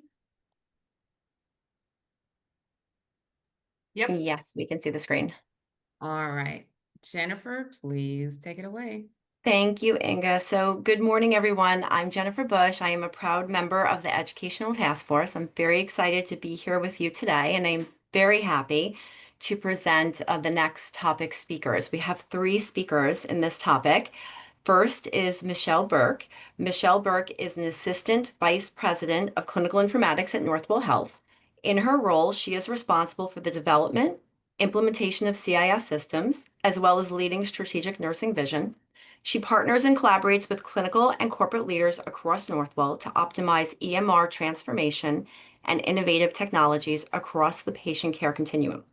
Michelle has over 30 years in nursing in various inpatient and outpatient bedside and leadership roles, including 16 years in clinical informatics. She holds a BSN and MSN in nursing administration and informatics. She has taught nursing on the bachelor's level, master's level, and in healthcare informatics. She holds the professional position of the chapter president of the American Nursing Informatics Association, New York Tri-State Chapter. Our next speaker is Natalie Lindo. Natalie Lindo is a senior advisor at Northwell Health, specializing in clinical informatics. She has implemented the Allscripts Sunrise application in over 7 hospitals and is now working on the transition to Epic. Natalie holds a master's degree in nursing administration with informatics from Molloy University and has a diverse clinical background in acute physical medicine, rehabilitation, home care, and nursing education. Last but not least is Inga Gerard. Inga Gerard is a senior clinical informatics specialist at Northwell Health, supporting nursing and ancillary staff. Beginning as a transplant med-surg nurse in 2005, she has moved into informatics by 2013. Inga holds bachelor's degrees in communication arts and nursing science, a master's in healthcare informatics, and is ANCC certified in nursing informatics.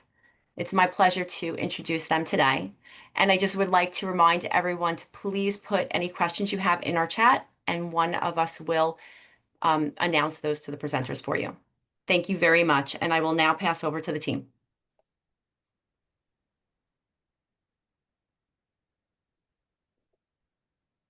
All right. Thank you very much. Can you hear me?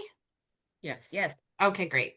So thank you so much for selecting our poster for today's symposium presented by Natalie Linda, Inga Gerard, and myself.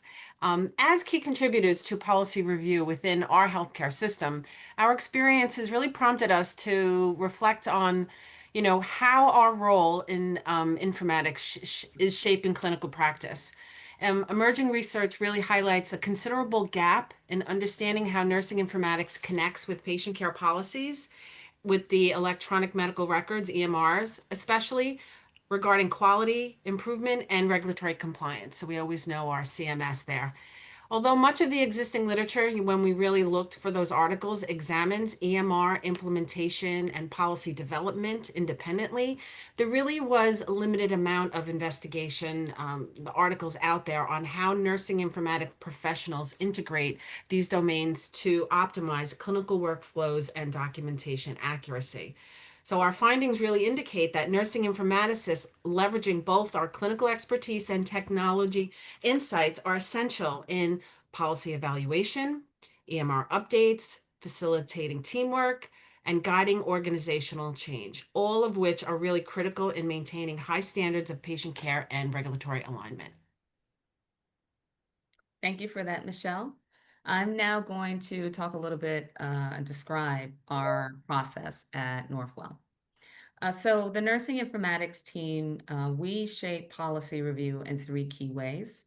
We participate as a member in the annual nursing and corporate policy committees. We identify misalignments between policy and EMR if they exist, and we are constantly evaluating any EMR enhancement build requests in light of policy compliance. Our processes allow us to collaborate with Northwell's system nursing leadership. That's called the Institute for Nursing, or IFN for short. And we work with them to uphold compliance in our nursing practice, our quality and documentation in this way. As a member of the policy committee, system-wide patient care and corporate policies undergo a thorough review process by policy committee members who represent system service lines, different departments, and informatics. You'll see nursing, quality, and pharmacy informatics involved in this process. And each policy is circulated for 3 cycle review periods. Policies that are up for review will be assigned to a clinical informaticist, either someone who's been familiar with the topic or the service line, or someone who's reviewed a previous version of that policy. And the informaticist will evaluate that policy to determine whether the EMR supports the required documentation that it's talking about, or if there are EMR content gaps or there's misalignment with what's in the policy, and if these things necessitate a change to the EMR build, or if we need to make a change to the policy language. The goal here really is for us to minimize documentation burden, to flag for overly specific language that could make it difficult for end users to be compliant. And hopefully, if no issues are found, clinical informatics just submits the approved response, and we submit these responses electronically, so everything's captured.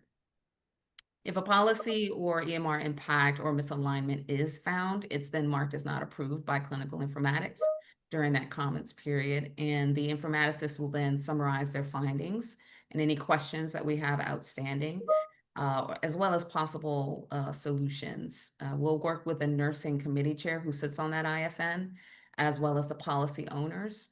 We'll get together and collaborate with them to determine what the next steps need to be, resolving the issue, whether that may involve further meetings with other teams or SMEs and stakeholders. And this can result in policy language or EMR revisions, ranging from anywhere from minor to major changes. If policy language updates are required, revision is made. We incorporate all the feedback from policy reviewers in the different departments. Once that's submitted, then it goes to the next round of reviews once they make those changes. This cycle continues until no further comments are received. And if an EMR update is required, the informaticist will initiate that change request to ensure that the change is put in time for the policy when it's finalized in production. All enhancement requests, as we mentioned before, are submitted for our EMR. We evaluate them for policy alignment. If a request is not aligned with the policy, it's not approved to move forward. And requesters are advised to consult with the Institute for Nursing for further guidance if needed. Natalie is now going to move us over to address the evaluation and outcomes of our policy review project, which was conducted outside of our annual review cycle. This initiative was specifically focused on assessing our policies for their impact during our transition between EMR vendors. So we're switching EMRs. And we wanted to account for any differences in system functionality and processes that would need to be reflected in policies. She'll then discuss what our next steps are going to be. Thank you, Inga. Hello, everyone. So happy to be with you this morning and to share the tremendous work that our team has done over the past year. To prepare for the transition from our legacy EMR to the new EMR, the Northwell Health Nursing Informatics team extended their nursing clinical policy review process to include reviewing all nursing patient care policies with process, workflow, and application build impact in mind. Over the past year, 99 policies were reviewed with findings noted and tracked on an Excel spreadsheet. During our policy review, we identified and characterized our efforts into 4 categories: pending, significant changes, minor changes, and no change. Pending is defined as pending review for impact due to outstanding clinical practice and workflow decisions. At the time of this poster creation, there were only 2 policies, or 2%, that were pending clinical practice and workflow decisions from the service line and clinical leadership, and therefore pending our final impact evaluation. Significant changes are defined as requiring policy content revisions as it relates to clinical practice, workflow, or build in the EMR to ensure alignment. For example, adoption of a new scale or screen tool required updating build to both the current and future state EMR systems. Based on the new EMR functionality and new definitions, troubleshooting guides were necessary to be added to another policy. Another example is new scanners and the process for scanning medications will be changing, and that required updates to sections of the policy that discuss what to do when an error or an alert is encountered. Significant changes accounted for 5% of the policies. Minor changes are defined as requiring updates to policy verbiage or removal of vendor-specific EMR naming and screenshots to maintain a vendor-neutral policy and mitigate EMR or policy misalignment. Using the term medical record versus vendor name, and using the term documentation versus the name of the documentation tool, and specific areas for documentation like flow sheets or naming the specific note. This prevents having to do repeated updates should the EMR vendor or tools change again in the future. And this accounted for 20% of the 99 policies. Lastly, no change. That is defined as not requiring any change to the policy or the EMR. It was noted that because of reviews done in previous years, no changes were required to the majority of the policies, which accounted for 72%. Prior to this review, effort to prepare for the transition to the new EMR, there was no previously established process for tracking the work effort and the interventions of the nursing informatics team and their collaboration with the IFN, stakeholders, and EMR technical teams on policy reviews. Since policies are routinely reviewed and this is an ongoing process, we plan to establish a process for tracking our efforts and gathering even more data to demonstrate the importance and the impact of nursing informatics on policy creation and review, not just for our clinical staff, but also for our patients. We're open to any questions you may have.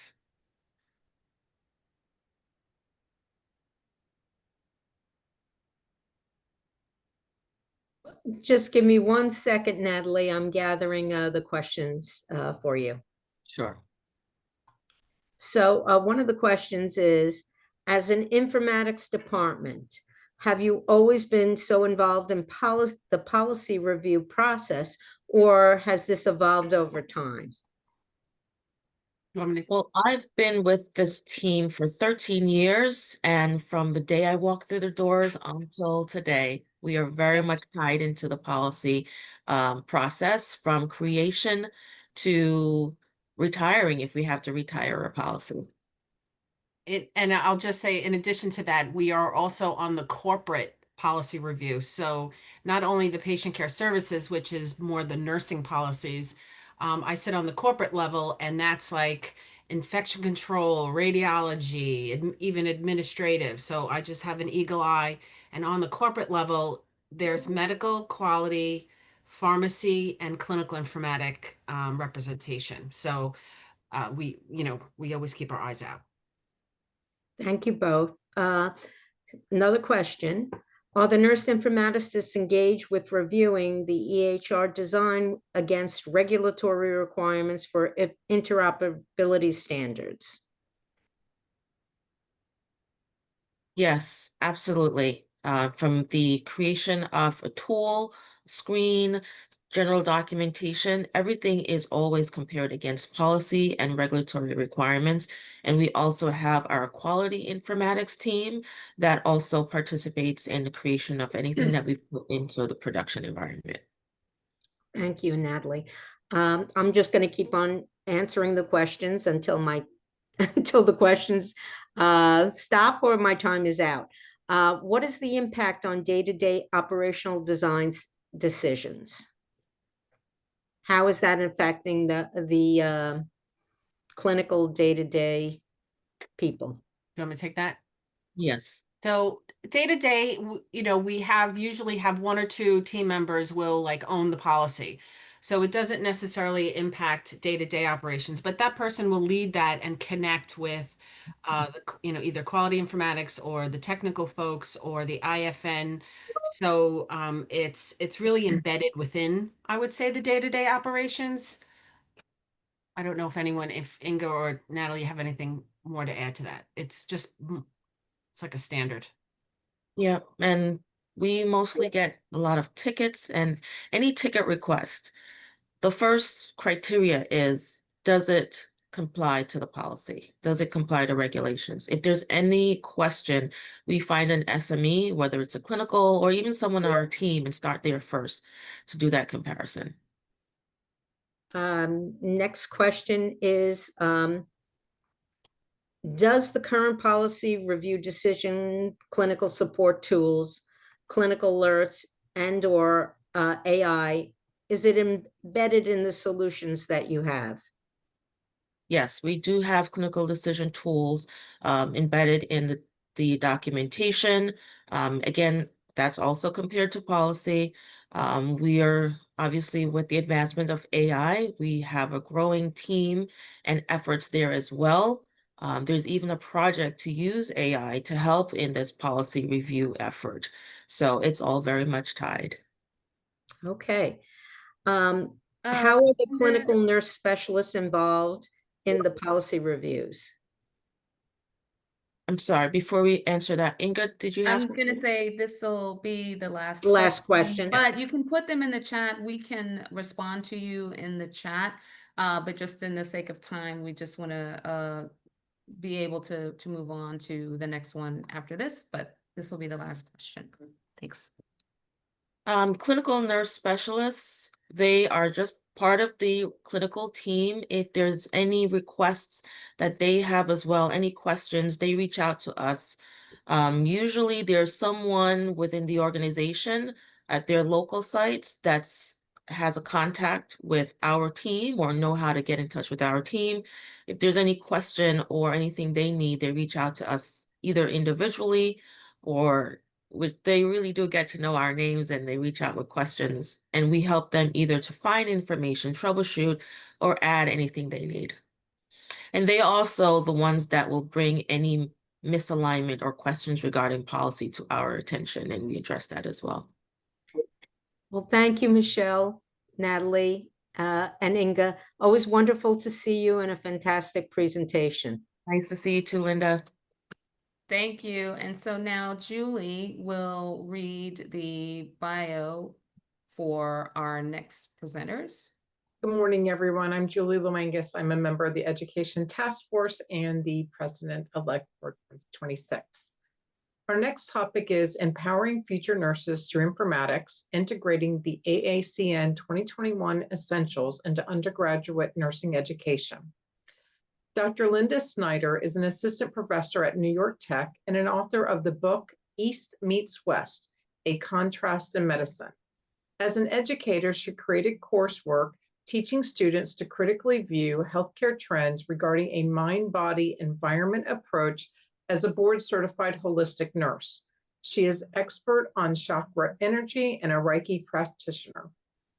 Dr. Jessica Varghese is an associate professor of nursing at the New York Institute of Technology. She has been a nurse for 23 years. She completed her PhD at the University of Buffalo, SUNY. Her research focused primarily on vulnerable populations with interest in environmental justice, health policy, global health, trauma-informed care, health systems, informatics, social justice, and equity research. Jessica, I'm not sure how you were able to get all of that in, but please welcome Dr. Snyder and Dr. Varghese.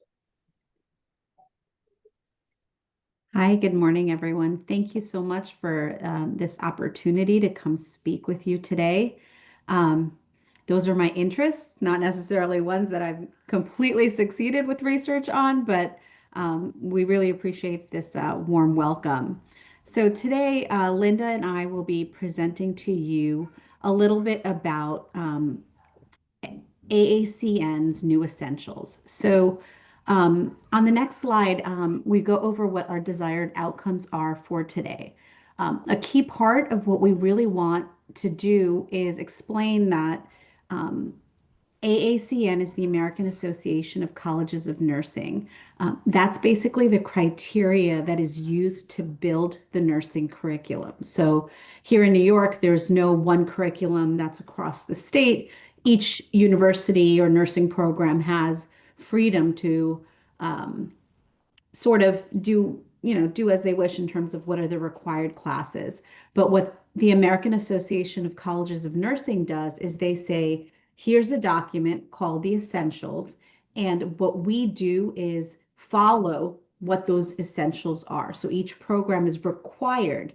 And I think one of the key things to understand is that they see informatics as something really important. So for today, what we really want to do is have that conversation about, yes, we understand informatics competencies are important, but how can we build that into an already robust curriculum?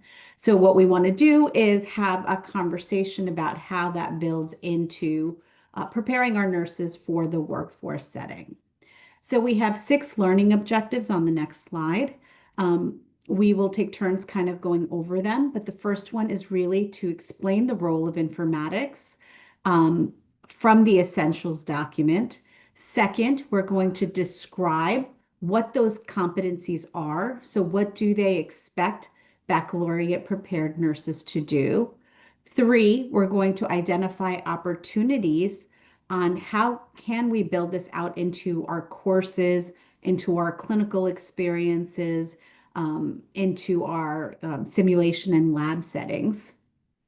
Fourth, we're going to talk about curriculum mapping.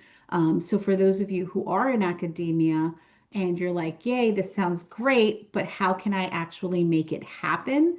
That will be discussed in our 4th objective. Our 5th objective is to say, what is this impact, right? Like we know that it's important, but how does that impact the nurse's readiness to practice, their understanding of data and technology in the real world setting? And lastly, we're really going to talk about ways that informatics supports equity, safety, and interprofessional collaboration. So, can we do that in the classroom so that when they get into practice, it's kind of self nature, it's like natural for them. So, the next slide shows you what domain 8 says in the essentials, right? So, this is word for word what AACN says informatics is. So I feel like I'm preaching to the choir here, but informatics involves using the data, information, and technology to improve patient care, decision making, and healthcare outcomes. The American Association of Colleges of Nursing sees this as a core area. Nursing students have to be competent in using information and communication technologies to improve high quality, safe patient care. Domain 8 really is focused on clinical tools for decision support, quality improvement, documentation, and patient engagement. So although there are a number of domains in the essentials, they do give us one that says domain 8, but there are other domains as well. So the domain related to safety has to do with informatics. The domain related to population health has to do with informatics. Even evidence-based practice, right? We were just talking about that, right? Like it really impacts our care. So we're going to kind of discuss some practical examples of how this gets done. On the next slide, we describe some key informatics competencies, right? So these are the 4 competencies or core competencies that they want a baccalaureate prepared nurse to have. They want to make sure that they can document and communicate using electronic health records. They want nurses or new nurses to be able to use technology to not only retrieve and analyze, but really look at evidence-based data. Protection of patient data and HIPAA compliance are obviously integral to our practice, and then the importance of participating in quality improvement. These are all really important. I think the generating knowledge from data is really important because it really helps us to change practice. And the nurses at the bedside are pivotal for that, right? They really see the processes and the policies that exist and how that technology affects the people, the healthcare processes, and our input is critical in terms of that. So being able to really evaluate health information technology is critical. And so as we transition to the next slide, I want you to think about the competencies that we went over and think about which of these competencies do you think students really struggle with the most, right? So between the 4 that we discussed, where do you think students are having the most challenges with? And now I'll transition it over to Dr. Schneider, who will talk about opportunities in the classroom setting. Hello, good morning. Thank you so much for having me, Ania, and I'm so happy that everyone got to join in this beautiful fall morning. Some of my clinical background I was a nurse educator at Mount Sinai South Nassau, and I do teach simulation laboratory and teach in the classroom. So I'm going to talk to all 3, give examples, real life examples from interactions that I had with students. So first, what we key in on the topic of for domain 8 is the classroom-based opportunities. And what this domain says is to identify opportunities to integrate information competencies into undergraduate nursing courses and clinical experiences. So in the classroom-based, we do use laptops. We just purchase iPads for each individual student to use something called ExamSoft. So it's a certain type of program that we teach the students and our faculty as well as how to integrate with these new programming. And that really does help for students to be assigned like different interpretation exercises, such as lab results and quality metrics, because our goal as faculty is to have them often running, like hit the road running when they come and work in the hospital and the various settings that you all are working with on a daily basis. So we also do teach from an ethical standpoint about social media and telehealth platform. For the clinical experience opportunities, since 2017, I was a clinical adjunct for New York Tech, and I was so happy to be promoted. And it's such a fantastic place to work. And I really appreciate and thank Dr. Varghese for co-presenting. This is just very exciting. In the clinical setting, we have virtual simulations. We set up different types of areas that the students could interact like they're in different sections in the hospital. So we do a code red, we have a NICU with an incubator that they could work on the settings. And in a learning environment, the students, it has a safe place to do that. However, in the clinical, we want the nursing instructors, we call them adjuncts, the nursing instructor adjuncts to work with the individual students. They have anywhere from about 6 to 8 students in a group, and they're in charge of the students. They have pre and post conference, where post conference, they'll talk about this informatics part of the experience, the EHR, the barcode medication administration. They work with SBAR to incorporate the nursing informatics into their experiences. And in the simulation and lab setting, what we do there is that, again, like I mentioned, a safe environment, we speak with the adjuncts, the nursing instructors that are in these different clinical settings, and we figure out what maybe competencies the student needs, because each student is different. Each student learns differently. Some are very hands-on, some listen. So we do use different programs at times. We have virtual simulation laboratory programs. Some of them are pricey, like vSim, but we have used that, and at times we will create our own at that point. So next slide, please.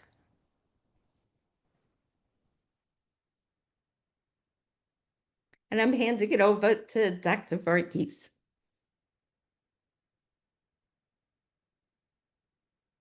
All right, thank you so much. So one of the things that I think is really important, I think as nurses and nursing faculty who've kind of gone through the nursing programs, some of us, 20 years ago, a lot has changed, right? And kind of, I feel like the moment I feel like I have it all together, something new comes up. But I think it's important to understand that AACN has said, this is really important, right? Like we don't want our nurses to kind of flounder when they get into the workplace setting. So we need to equip them. So one of the things that AACN does is really provide lots of resources for us. So, if there's a concern about, oh my gosh, I'm faculty, I graduated 2002. I think I'm pretty tech savvy, but still it's a lot of information and it's ever changing. And that's one of the things that we tell our students all the time, right? The one constant is that something's going to change, right? We teach you this now, but tomorrow there's going to be more science and more discoveries. So learning how to do this is really on the faculty, right? And some of us are like, a little reticent because they're like, oh, it seems a little intimidating. But I think the best thing I would say is take it slow. You don't have to kind of redo your entire curriculum, right? We see this as important, but understanding that it's, all of us are learning sort of at the same time, right? Linda gave the example of iPads, right? Some of us in the faculty, like, we are not we're not iPhone users, right? So it was like a transition. So we had to learn it and then we had to teach it to our students. So when we talk about curriculum mapping, one of the easiest ways that I think to do this is through a spiral learning approach, right? So technology and data concepts, you start them early. So like, we both teach intro to nursing. So we start with the basics there so that they have a strong foundation. But then as they go along, we increase the complexity of what they face, right? So we teach them theory, but as they continue to progress, we increase the complexity both in the classroom and the clinical setting. We identify gaps and redundancies in teaching informatics content, right? So most of the time, some things have to be repeated because, you can't emphasize HIPAA enough, right? So I feel like in every class, in every clinical, it's repeated and emphasized, but you don't want to be redundant. And then a key part of this is assessment strategies, right? So we teach this, but how can we ensure our students are actually learning this? I'm going to show some specific examples of how we can do this.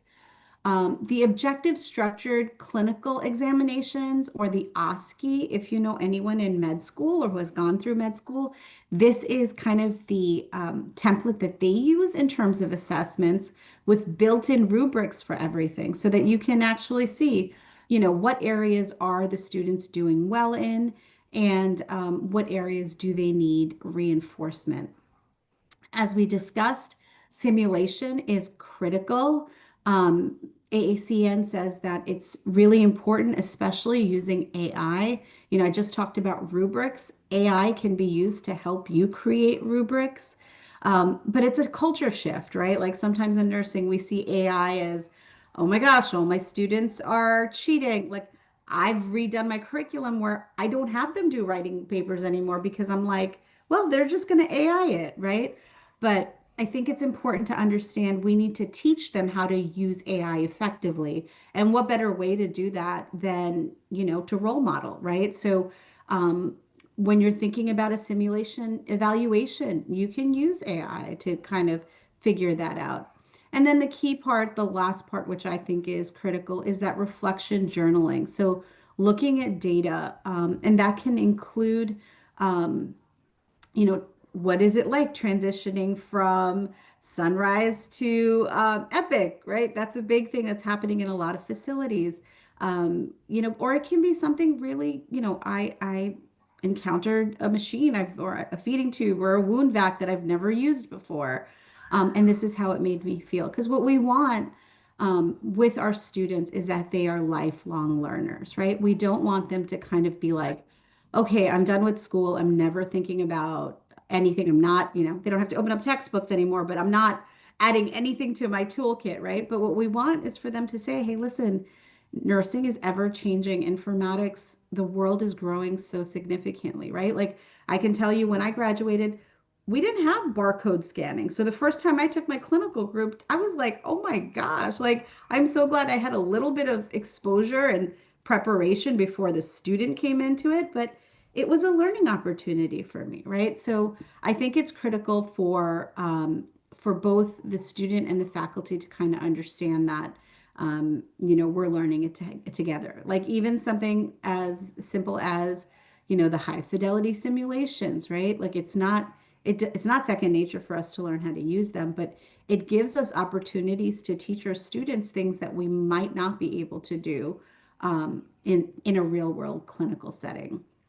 So in the next few slides, I'm showing you some sample examples of how you can incorporate these competencies into real world assignments, right? So, for instance, it's really important that we teach our students um, how to educate our population, educate the nurses that or the students that are coming through. So, how can we do that? One example is looking at data that's out there, right? So, help them to critically evaluate a mobile app or a website to say, well, is this like is this source really credible, right? Is it user friendly? And then you can use a rubric to help see if they've kind of met those guidelines. Another one is the importance of digital documentation, right? So, Goner, there was value in writing nurses' notes, but now in a virtual setting, how can they do that? Like instead of writing it, how can they type that up and be able to concisely include the information that's necessary in a format that's acceptable? Privacy and security are really important. Linda mentioned a little bit about data sharing on social media, right? So incorporating that and saying, using real world examples, what happens when you break HIPAA, and what are those ethical implications that come along with that? Next slide shows us some clinical decision support systems, right? So in a small group, you can create scenarios for them to debate, right? So in this situation, we used decision support system. Did it really produce what we think is right? What are the gaps? What did they miss? Um, I know data analysis and quality improvement are really important. This semester in my leadership course, I have my students identify an issue or a concern that's happening in the workplace setting and figure out, they're creating it in a vacuum, but still, really thinking through what would be an effective quality improvement analysis. Where can they find the data? What data are they looking for? Can they present that information? I love that Ania has that poster QR code that they shared. I mean, these are really important skills that we want them to have. And then after they've looked at the data, like what would their recommendations be? And the last example I put here is population health. And Dr. Schneider teaches that portion, but really there's lots of data out there now that are related to public health. And let's take a look at that and see, are there certain areas that are impacted by this? And how does that relate to health disparities that we may see in the workplace or in the population setting, or even disease progression in different areas? So I'll hand it over to Linda to talk about some evaluation strategies. Next slide, please. So in the evaluation for domain 8 that we use evidence-based when we do educate the students, it states evaluate the impact of informatics education on student readiness for data-driven technology-supported practice. Again, we're trying to prepare so when they go into the hospital, different clinical settings, the students are aware of and have basic knowledge of nursing informatics. And how we do this is we would do assessment strategies in the classroom. We also do it in the clinical setting. So in our first outcome measures, it does state confidence and competence in using healthcare technologies. An example would be of these assessments, we do it both summative and we do it formative. And the formative assessment is while they are learning so that we could give the students feedback. And then we do a case study analysis where we will electronically send them case studies and ask pointed questions. And they do need to electronically maybe access the EHR and figure out how to answer those questions appropriately electronically. We also do have them do work in e-files. I know even Jessica mentioned about how we do have to educate the faculty at times, and I work with the adjuncts for the class that I teach so that they understand to put all work into electronic files and send it into us that way. Then moving on with the second bullet, ability to analyze and act on patient data in real time. The clinical instructors do have each student have their own student ID. They each are able to go to a computer, if they can find one available in the hospital, and then access the data so that they understand how to collect data. And then post-conference, the instructor would work with them on the data that they collected. And the third one is preparedness for the interprofessional collaboration and digital communication. And here again, in the clinical area, we could access a discharge planner note and the rehab note. Maybe they're going for speech therapy or they had a stroke. And we have the student take this information and think about this information and answer accordingly. So what we do in evaluation is the instructors do have a checklist and sheets that do guide them and able to give a grade as well as feedback.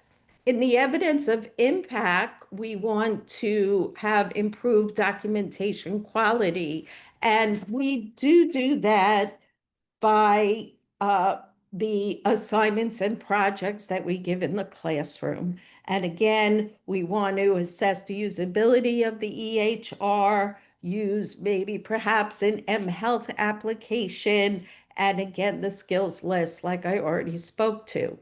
We want to reduce errors in simulated scenarios. And we do have the students work electronically in the sandbox with the EHR and follow through in the laboratory in the clinical setting. So we do have at the school a laboratory, and we have simulation laboratory days. So like when I ran a simulation for maternity, they use the incubator to put into different settings and understand how electronically this incubator, how to interact with the incubator, as well as monitors with vital signs and to physically put the hands on in a learning environment in the classroom. And then in the clinical setting, we follow through with the adjuncts to do this as well in the clinical setting. And then the last bullet, increase student engagement with quality improvement initiatives. So with this one, how we evaluate is by classroom strategies that we speak to. We do group activities where they could say, make a QI. We give them something, some scenario that didn't work out as well, and how would you improve that? And next slide, please. So I'm going to speak to now equity, safety, and then the interprofessionalism collaboration. And so with that, Domain 8 says, discuss ways informatic competencies support health equity, being equal, safety, and interprofessional collaboration in the undergraduate nursing education. So I'm going to talk twofold about this. I have up on the slide ethical and legal issues, which you can use, but I'm going to speak to supporting health equity, and then I'm going to speak to ensuring patient safety on this slide before I go to IPEC. So concerning the supporting health equity, we know that it's a principle of fair and equal opportunity for health. And here, informatic competencies empower the nurses to address these health outcomes. So we have targeted intervention for vulnerable populations. So one of the classes I teach is community. And in that community, we speak to health disparities. We speak to what's called social determinants of health.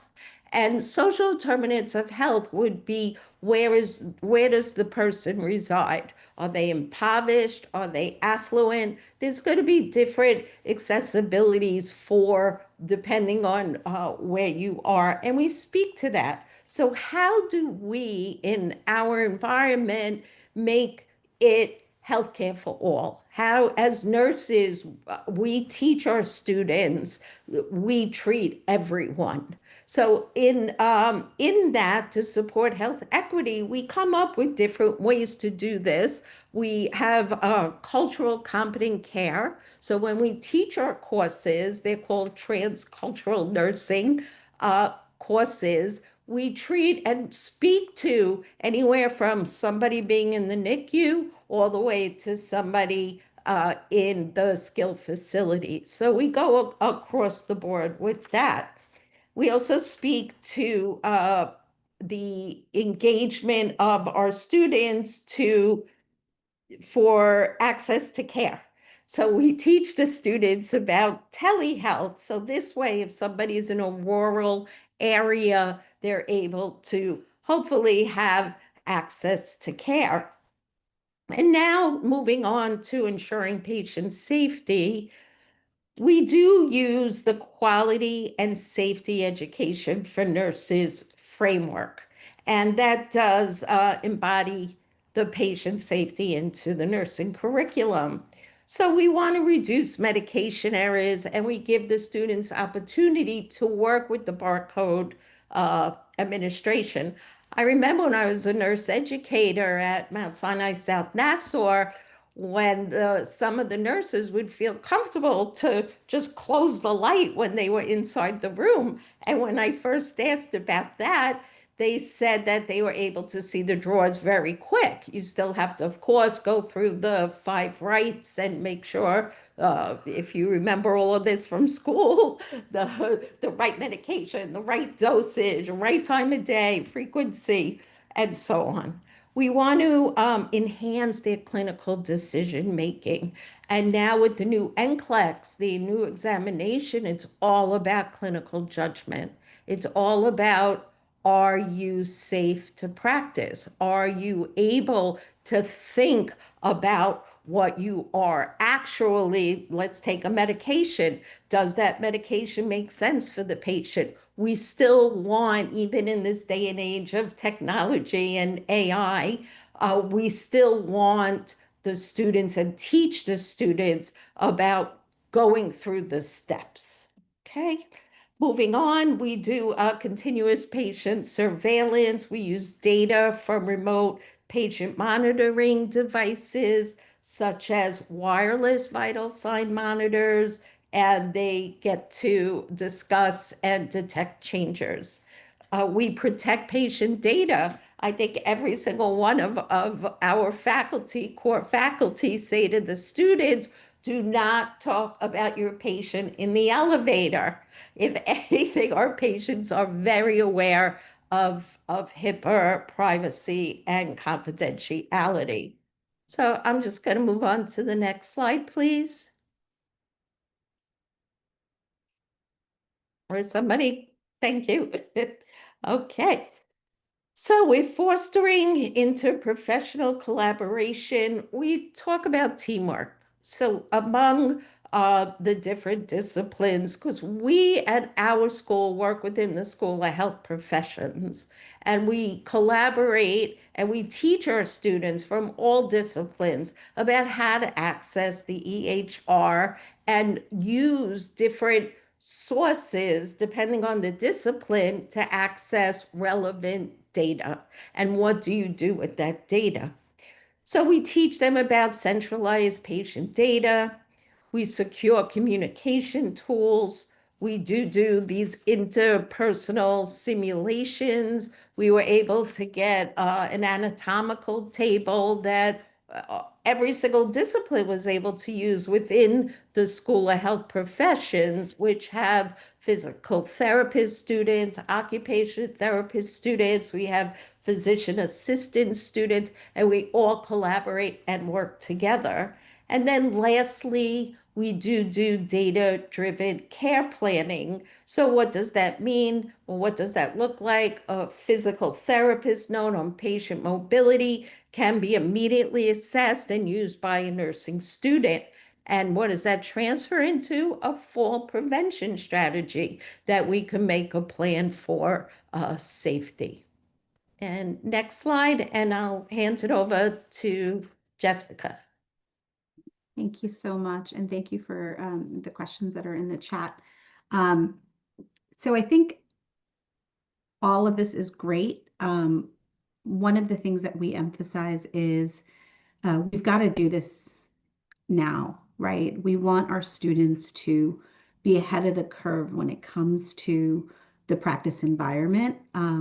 So it's important that what we're teaching in the classroom translates into what they're seeing in lab in the simulation setting, so that when they go to clinical, these are things that they're a lot more comfortable about. Like Linda said, a lot about patient safety and patient outcomes, and really getting evidence-based practice into the real world setting. So those are our kind of key parts of our presentation in terms of understanding. I know in the practice setting, sometimes students actually don't know that they have been taught informatics, because there are times when we're teaching it, but we're not necessarily using the terminology or the word informatics. But they are, they're learning how to document in each EHR. They're learning how to pull data. They're learning how to have those interprofessional conversations. So the next slide shows the four aspects of why this is important, right? Developing informatics competencies is crucial because it prepares them to be effective, safe, collaborative practitioners in our technology-dependent modern healthcare system. These skills span safety, efficiency, and really nurses' overall well-being in a digital environment. A strong foundation in informatics helps to reduce errors and enhance the quality of patient care. So like preventing medication errors. I talked about barcode medications and computerized provider order entries, right? They don't have to figure out what the doctor or the provider is writing. These system changes have helped minimize human error by automatically flagging potential drug interactions, allergies, or incorrect dosages, right? It's really important that, students learn to act on alerts and prompts in the systems, because that can prevent negative patient outcomes. And we want them to be proactive with data, right? Training students, and, maybe you have students who can work with predictive analytics to really analyze patient data to identify, their patients, high-risk individuals or at-risk individuals, and how can we intervene proactively? This skill really moves nursing from a reactive to a proactive model, right? Wouldn't that be grand, especially in like public health and community health, which is where my heart is, right? Like if we identify risk factors and we can do something ahead of the curve, so we can create a more equitable and connected healthcare system for our population. So we are thankful that you've taken the time to spend with us and hear a little bit about our experiences and what we feel about informatics and nursing education. We welcome questions on the next slide from all of you. Thank you. Thank you, Dr. Snyder and Dr. Varghese. This is an excellent topic, and I think it's near and dear to many of our hearts that we're incorporating these standards. Just a reminder to everyone, please post your questions in the chat. Although we may not verbally read every question, our speakers are actively checking the chat and responding. I see Dr. Varghese has already responded to one of the questions, but I will ask one question that was posed, and I think it's kind of twofold. So the question was, and it was at the beginning of your presentation, was artificial intelligence included in the 2021 essentials? And then on that note, because you did mention AI, how are the instructors keeping up with the evolution of technology that impacts day-to-day care into their curriculums? And then the rest of the questions, if it's all right, we'll have them managed through the chat. Absolutely. So as part of the essentials, they do mention AI as something that needs to be spoken about. I know colleges and universities across the board are kind of like in limbo, like trying to figure out like how much of is it okay, versus most of the things that we kind of tell our students is, AI is here to stay, right? Like there's no going away with it, but learning how to help them use AI effectively is probably one of the key parts of what we have done in our curriculum, right? So, like if I have a project and I tell them, well, if you use AI, just state it, right? Like we're not like anti-AI, but then there will be projects where I say, no, you can't use AI. Or, if you're writing a paper and you used AI in writing that paper, just declare it, right? Like I think what I've showed my students is that you can use it for brainstorming, right? To help you get ideas. I mean, sometimes it's even great for like wordsmithing, right? Like, how to find a catchy title for a presentation.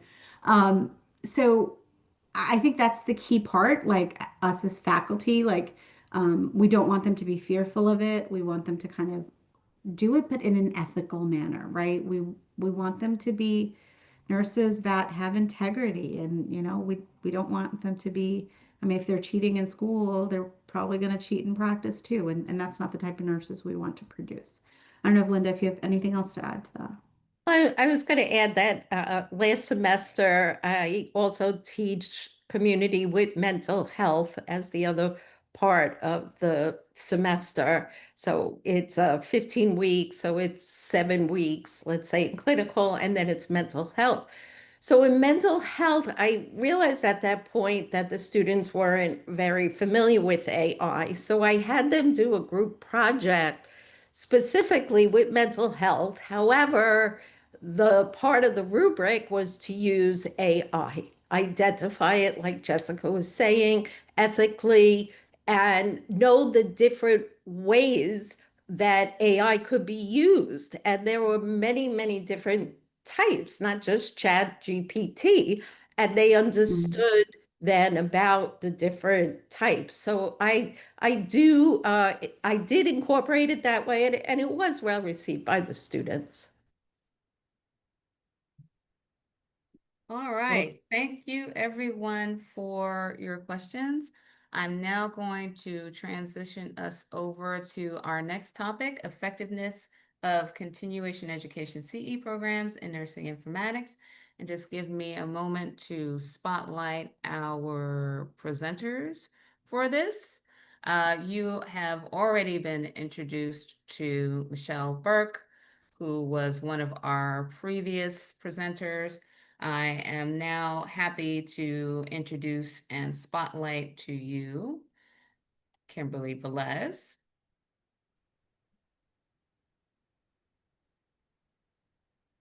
and Kay Abba. Kafiat Abba is a transformational healthcare leader with over 20 years of experience spanning patient care, clinical leadership, education, and administration. She earned her Bachelor of Science in Nursing with a minor in psychology from Widener University.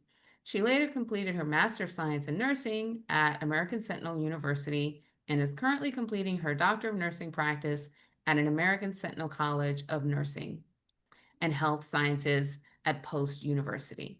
She holds board certifications in critical care nursing, cardiac medicine subspecialty, and nurse executive leadership. She was a member of the inaugural cohort of the NIH-funded Translational Research and Implementation Science for Nurses TRAIN pre-doctoral fellowship. She currently works as an administrative nursing supervisor at Mount Sinai, South Nassau, and an adjunct faculty at Mount Sinai Phillips School of Nursing. Kimberly Velez is an informatics nurse at Northwell Health. She has over 20 years of nursing experience with 13 years in informatics. She belongs to 8 professional nursing organizations, and is on the boards of 6, including Leadership Succession Committee for ANIA National. Kimberly is committed to mentoring leaders and publishing research. And with that, I will allow them to take it away. Okay, can everyone hear me? Yes. Okay, great. Just making sure. I want to thank you again for allowing us to present this poster for you today. And we are all 3 presenters representing our New York Tri-State chapter. So I'm Michelle Burke, presenting also Kimberly Velez and Kafaya Abba. So just a little situational background about this presentation that I wanted to share with you. Among the 3 of us, like Inga said about professional organizations, 3 of us combined, we are members of over 20 professional organizations. And as active members, we participate, we engage really for our own personal and professional growth and development. And so in doing so, we really recognize the need to promote continuing education in these organizations and to support certifications for our career growth. Because of this, we have increased our CE delivery to our members and really work to support that overall process. So the importance of continuing education in nursing informatics organizations cannot be overstated. CE initiatives really ensure nursing informatics stay abreast of the latest developments in healthcare technologies, equipping them with knowledge and skills necessary to manage those new technologies, advancements in patient care and data management. This ongoing education promotes that culture of innovation and critical thinking, empowering nursing informatics to create solutions to improve patient outcomes and enhance operational efficiency. Moreover, CE promotes professional development for career growth by engaging with ongoing education. Nursing informatics can attain advanced certifications and specializations that now offer new career pathways and leadership roles. So this not only benefits the individual, but also strengthens the overall capacity and capability of this healthcare system by having professionals that are very skilled at the helm. Hand it over. Now we'll discuss the challenges in developing CE programs. National professional organizations and their chapters strive to provide programs that enhance the knowledge of their members by offering education to support a culture of continuous learning. This is done by collaborating with educational institutions, healthcare organizations, and accrediting bodies. Because the pursuit for continuous learning will support professional development in members through certification achievement, career advancements, and personal growth. However, there are also challenges that professional organizations face when developing CE programs, such as financial, operational, and the expertise level of their members. Financial constraints of the organizations can limit resources available for developing and delivering high-quality educational programs. Then there are operational challenges, typically related to the completion of the application process. In fact, the coordination of CE activities can at times be daunting. And then finally, the organization's maturity. That may have an impact on completing the CE application process, as less experienced members may lack established networks and collaboration skills. Passing on to Kim. Thank you. So when we talk about the evaluation, the effectiveness of continuing education programs in nursing informatics is shown through various metrics like member engagement, certification rates, and program feedback. What is the impact of CE or continuing education? It is the participation that enhances the informatics skills, improves patient care, and increases job performance. We get this feedback and it indicates that continuing education engagement leads to higher job satisfaction and a motivated workforce. Let's take in consideration one such presentation. There was an artificial intelligence or AI continuing education program, and it's a crucial topic. You're hearing it all over. But AI will also transform nursing practice by improving safety, reducing errors, and increasing efficiency as noted by our literature review. But when we looked at the outcomes, the findings highlight the importance of continuing education for nursing informaticists to maintain proficiency and proactively adapt to their roles. If they don't feel comfortable with AI, how are they going to use it effectively? So the point is that continuing education is very important to keep people abreast with any changing new discoveries. So prioritizing continuing education by professional organization enhances member skills, raises nursing informatics standards, improves patient care, and strengthens the healthcare system. However, as stated previously, financial and operational challenges need to really be addressed. The research advocates for increased investment in continuing education to prepare nursing informaticists for future healthcare challenges. This brings us to next steps. To maximize the impact of programs offering CEs, professional nursing organizations should assess the learning needs of their members by using surveys.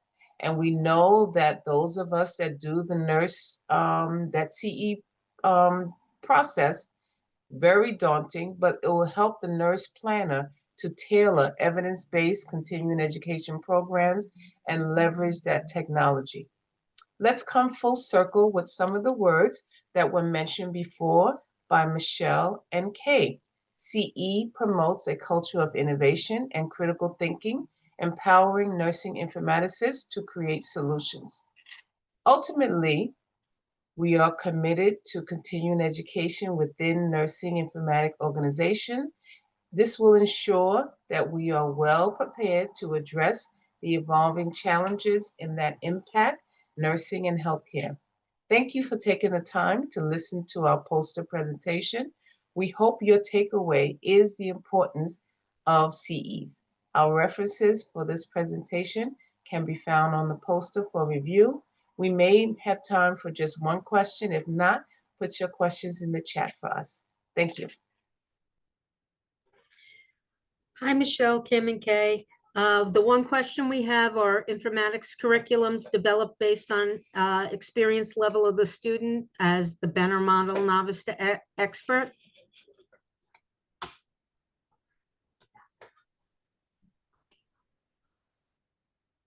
Is that question for us or for the previous?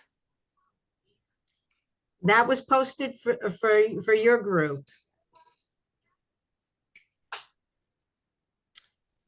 But we'll answer it in the chat if it and be a little more specific. We'll ask the user. Thank you.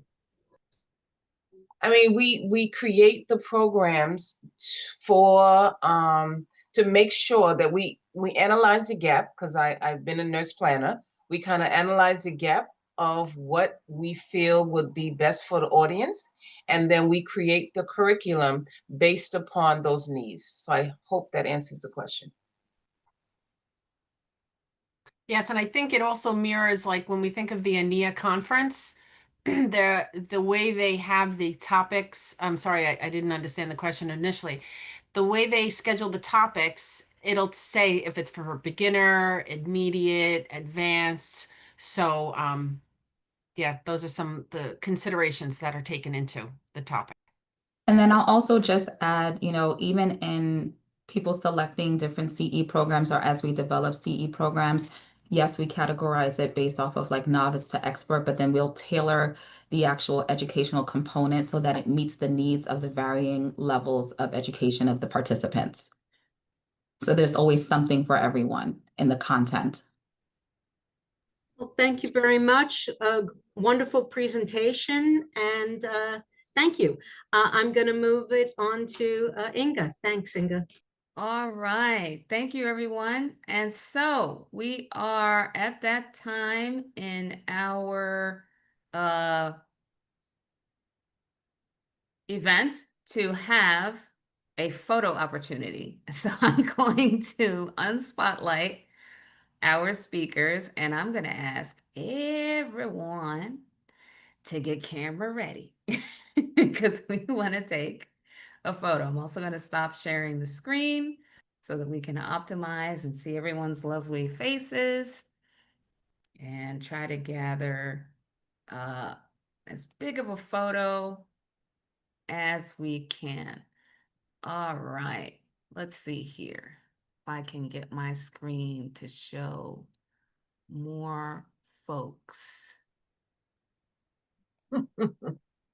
There's so many people that I have to keep scrolling. I guess that's a good thing. Is anyone familiar on how to make the view? Oh, here we go. Go up to the view where You go to gallery. yeah, to gallery view. Gallery. Yes, look at that. These pretty faces. Look at everyone. Okay, so I'm gonna grab a screenshot and I'm gonna say on the count of 3. 1. I'm gonna have to do several of these, so bear with me. I got one shot, but I'm gonna do another one because not everybody's face was in the right position. So I'm gonna do another one. Hold on. Let me come back. Okay, I'm gonna try this again. So everyone on the give me a nice smile. 1, 2, 3, and I'm gonna say when you can stop smiling. Not yet, not yet. All right, I got the lovely group. Thank you so much. Okay, so now that we have had our photo time, I believe we're ready to do a little bingo. Is that the case? Once we do our bingo, we're also going to have a raffle for the winner. So please stick around for that. And then after that, we're going to have a short break. So with that, Kim, are you ready to transition? Yes. Hopefully you can hear me. Okay, so I have put a link in the chat. So please click on the link. It should take you to a screen that will show a little box. Put your name, initials, whatever you want in there, and that will be your bingo card. Am I able to share my screen? Let me make you a co-host so that you can. And I think as we're transitioning to do this, I would just like to call out. You're set, Kim. Well, okay, wait a second. Wait a Go minute. ahead. Well, I just. Yeah, no, Michelle, go ahead before I share my screen. Go ahead. Okay, but I see she's no longer in frame. I know. So we'll just wait. Okay. Oh, there she is. Okay. So I just wanted to call out, obviously we are just one chapter of ANIA and we belong to our national organization. I just want to give a shout out to Julie Jones. She is our Northeast regional director and really supports all the chapters in the area. She's one of, of course, many directors throughout the national chapter organization that helps support us and bring us together to. So I just wanted to, if you wanted to say a little something. Thanks. I didn't know you're waiting for me. And then I was like, uh-oh. No, I just want to welcome you, guys. This is such an important event throughout the year, and I love how you bring people together. And I think it's so important to further informatic nurses. So thank you for all that you guys do. A lot of people have given back through different task forces and whatnot from your chapter. So appreciate that. And thank you for allowing me to be here. Okay, thank you. I'm going to share my screen. It probably, you can either look on your screen or you may want to just look on your phone to just do the option. Just let me know when you can see my screen. And all I'm doing is just, showcasing all the cards that people have made and put their names on it. In order to mark the bingo card, you would just put an X, and then everyone can mark the middle square as a free space. So go ahead, you could test that out. Just mark that middle space.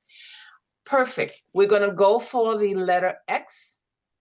So that's just going to be diagonal. And I'm just going to start calling. So the first one is, and let me just get my other sheet here. My first thing is going to be secretary. So that is the first one. If you have that on your card, please mark it off. And yes, so secretary is one of our open chapter positions. Next one is treasurer, takes care of all of our monetary needs. And that also, hopefully, yes, I see some people got it. And OK is doing pretty good.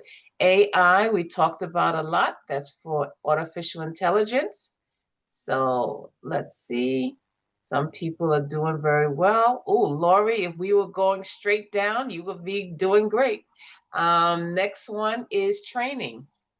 So of course, we know that the healthcare IT training equips individuals with the skills. Analytics, right? So analytics, these are one of the things, I mean, you could actually be part of analytics uses quantitative and qualitative methods to collect data. I know Erica talked about where's my data. Fall Symposium. We are welcoming everyone and so grateful that you joined us for our Fall Symposium. President-elect. So president-elect is one of our open board positions. So if you're a NEA member, please consider that. ANIA. Wow. So that is us. As Julie Jones just mentioned, you know, we represent our wonderful organization. Let's see. Wisdom. So this is one of the things that if you're studying and knowing that, you know, wisdom is a big part of informatics, especially if you're doing certification. Next is CCDA. So what does that stand for? Consolidated Clinical Document Architect. Ooh, that's a mouthful. Optimization, we have heard about that optimization a lot. So it's pretty much going in and trying to just make things much better. Who is this? Scranton has one role. You just need the other one. Okay. QPP. Let's see, what does that stand for? Quality Payment Programs. Ooh, it aims to improve the quality and safety of care for all individuals. Learn something new. Education Coordinator.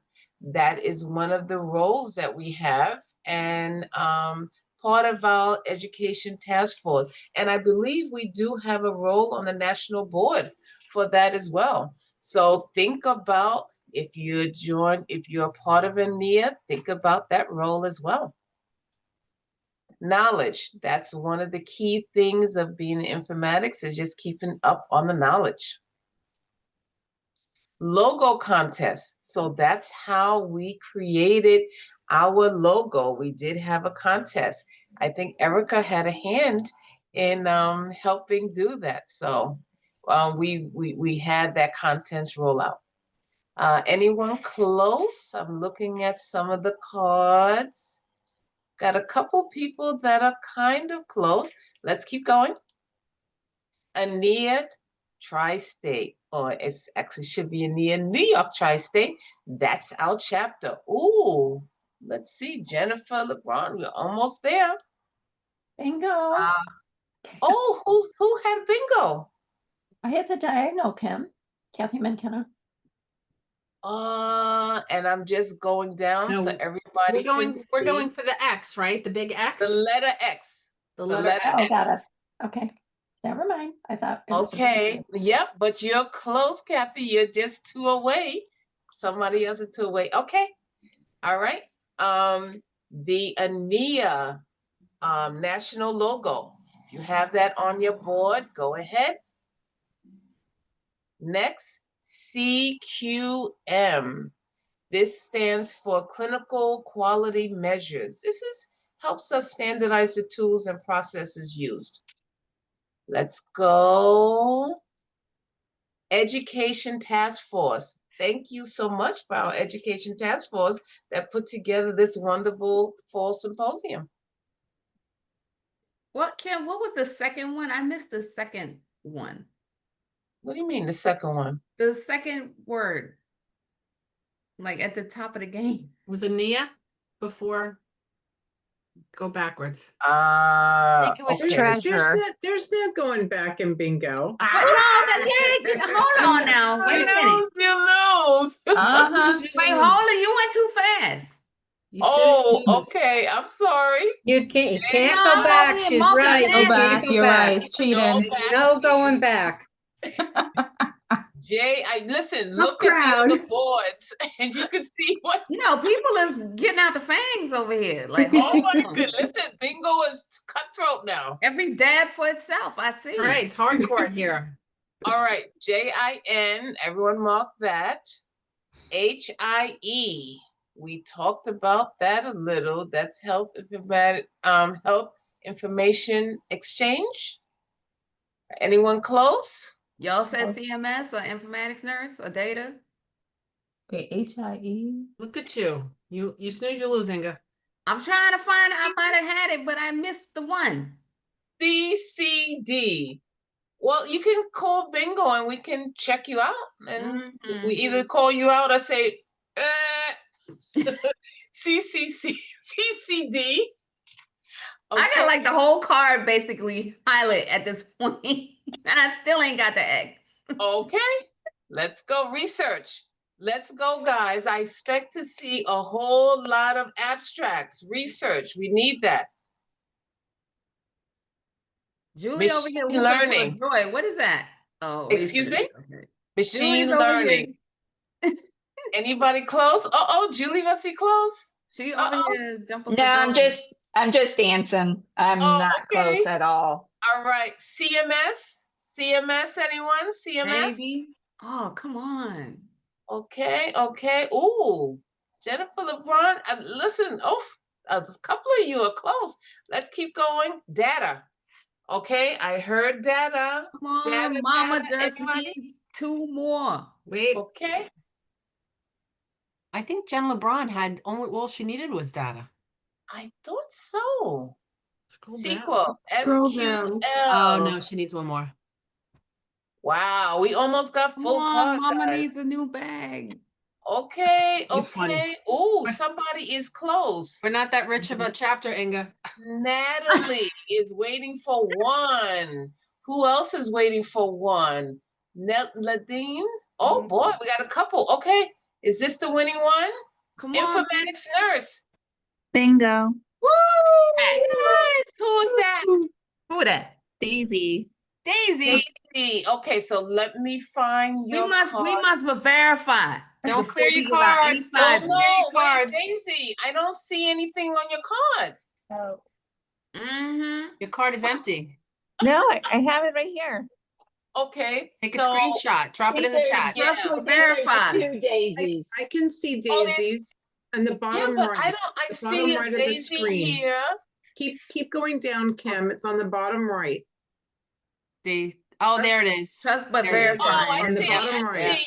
Woo, Yep. woo, woo. Okay. Oh, she So, got it. e-learning, informatics, yes. CMS, thing, She got research, it. CCD, yes. Yay! Yay, we have a winner. It's a winner. Winner, chicken Woo-hoo. dinner. Yes. So things that get us Okay. excited around here. What does the Thank winner you. receive? So Daisy, I don't know if you want to. Are you showing your face? I'm having Where are IT trouble, even for the camera. Oh, okay. So yay, Daisy is the winner. Congratulations. Please put your complete name and email in the chat so that way our folks can get in touch with you. Thank you. Thank you so much. I think it's time now that we're going to take a quick break. My moderators will give me more instructions, or they will speak now as to how long the break is.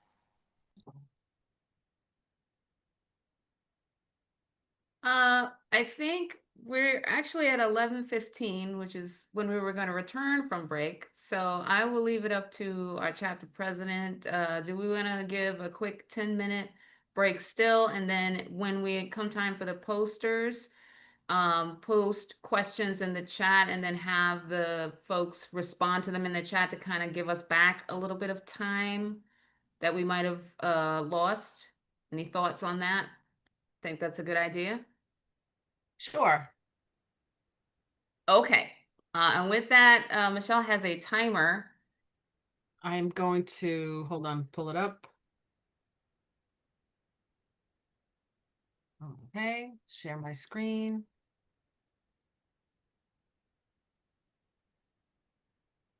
I think you have to allow me to share. I will do that right now. Boom. There you go. Okay. Okie dokie. 10 minutes. All right, everyone. See you in 10, and pasting our group photo so that you have it as well in the chat. See you soon. 11:25.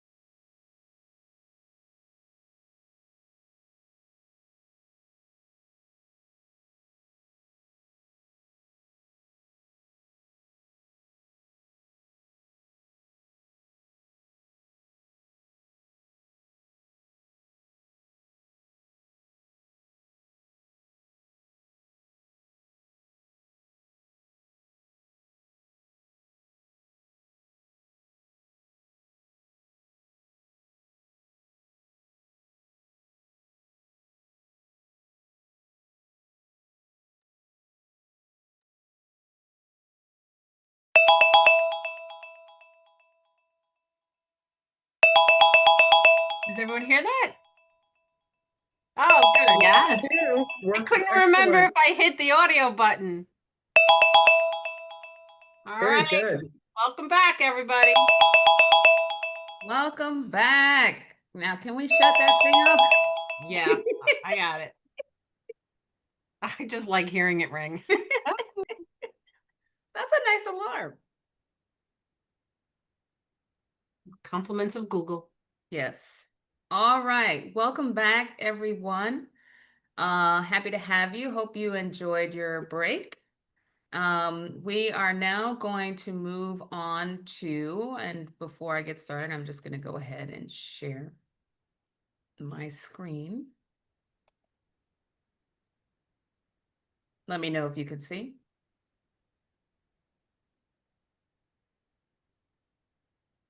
You can all see, correct? Yes, we can see the agenda. Yes, perfect. Okay, so as you can see from the agenda, we are now at the time where we're going to go to the panel discussion. Jennifer Bush is going to be our moderator, and we will now announce our next speakers. Thank you, Inga. So now we will be having a panel discussion on tools and techniques on collaborative asynchronous virtual presentations. So we have two speakers. First, we have Dr. Lily Matthew. Dr. Lily Matthew is a highly experienced nursing professor, nurse scientist, and leader with over 28 years in higher education and healthcare. Board certified in nursing professional development and nursing informatics. She is skilled in clinical research, nursing education, data analysis, transcultural nursing, and healthcare informatics. Currently an associate professor at CUNY SPS, teaches in the graduate MS Nursing Informatics program, and serves as a nurse scientist at Northwell Health, guiding research and evidence-based practice. Dr. Matthew earned her PhD in nursing from the University of Arizona, contributing significantly to nursing education and research. Our next speaker is Lucy Ann Sackett. Lucy Ann is bachelor's prepared RN with her CRRN, has dedicated her career to patient care since 1995, specializing in medical surgical nursing and rehabilitation nursing. With 21 years of experience at Glen Cove Hospital, including over 2 years as a nurse educator, Lucy Ann is passionate about fostering nursing excellence. She is completing her MSN in nursing education at Stony Brook University Hospital in May of 2026. Thank you so much, and I will pass off to the presenters now. Thank you so much, and I'll also stop sharing so that Lily may begin sharing her slides.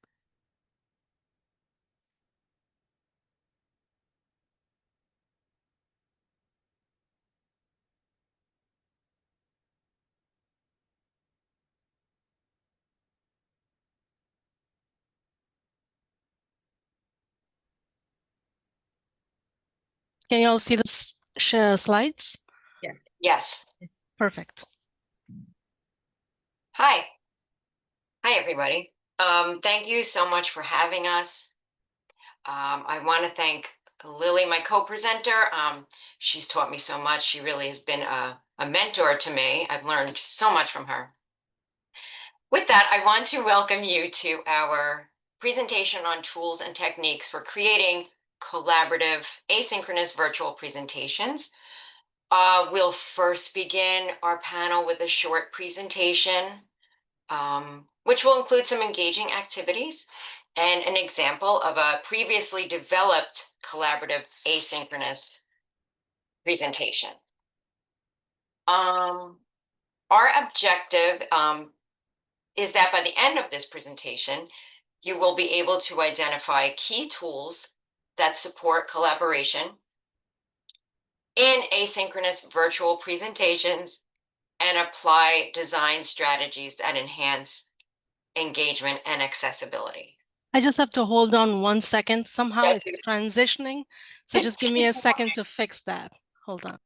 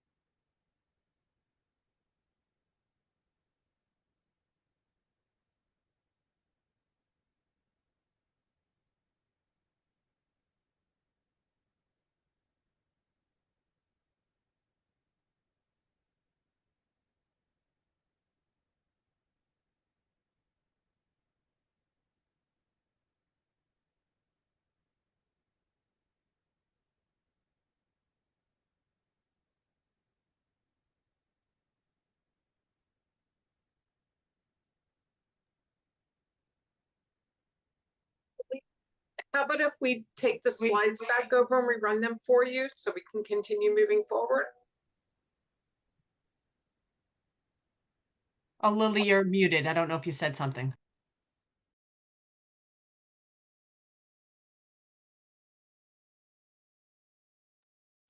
Yes, I think that's better. And then what we can do is when it comes to the real live slides, we will show it to you guys.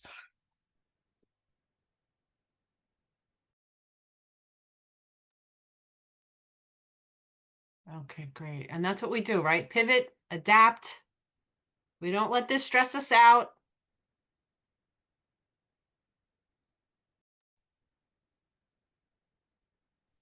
Okay, that's good. Okay, perfect. Thank you.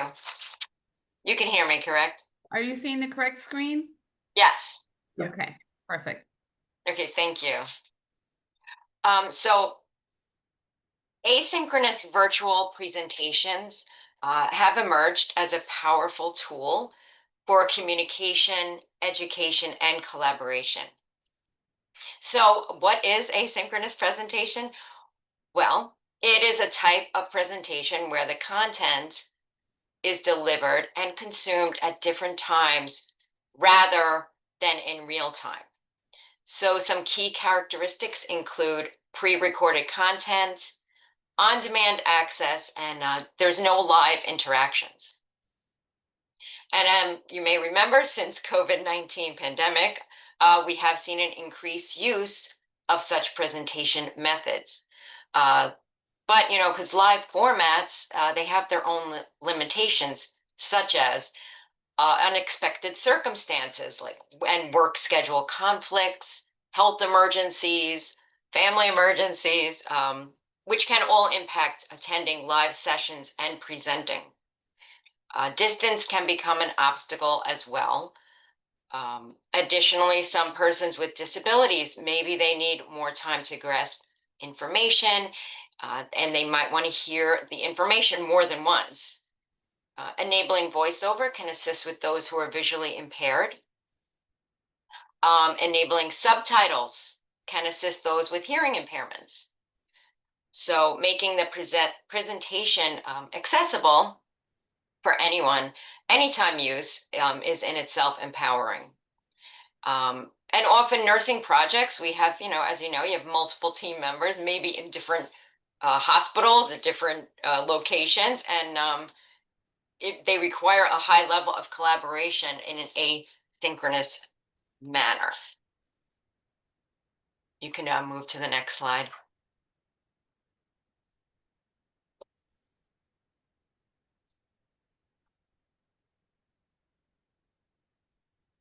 So this is an engagement in answering a quick question. If you could scan the QR code and answer how comfortable you are with designing and facilitating asynchronous collaborative virtual presentations. If everyone can scan that.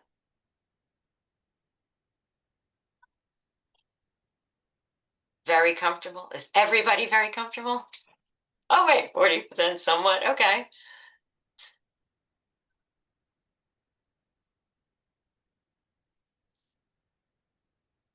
So maybe some people have done it and some people are more comfortable than others.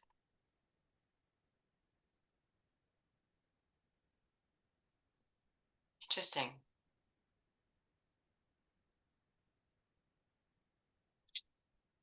Give it another minute.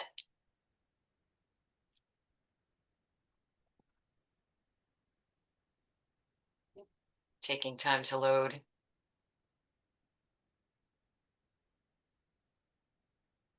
All right. So almost half somewhat comfortable. Well, almost. Very comfortable, 25%. Okay.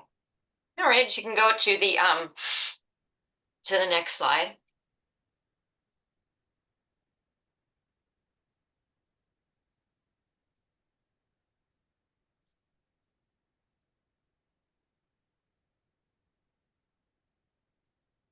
Yes, COVID did bring out the a lot of online stuff, which I thought was very convenient. You're sharing the next slide? Okay. Thank you. So the one before, I believe, what it requires. So one before. Thank you.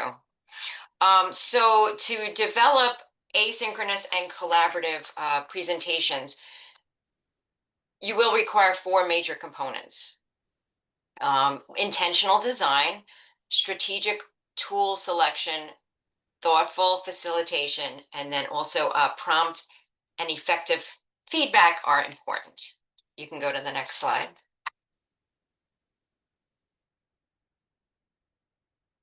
So intentional design. Once a need for presentation is assessed, the next step is pre-production stage, where we all have to, whoever's on the project needs to think about the objective of the presentation, the platforms that will be needed, access to those platforms, developing timelines, very important, planning visuals and auditory features, along with the level of participant engagement. And then you need a Q&A session planning. You can go to the next slide.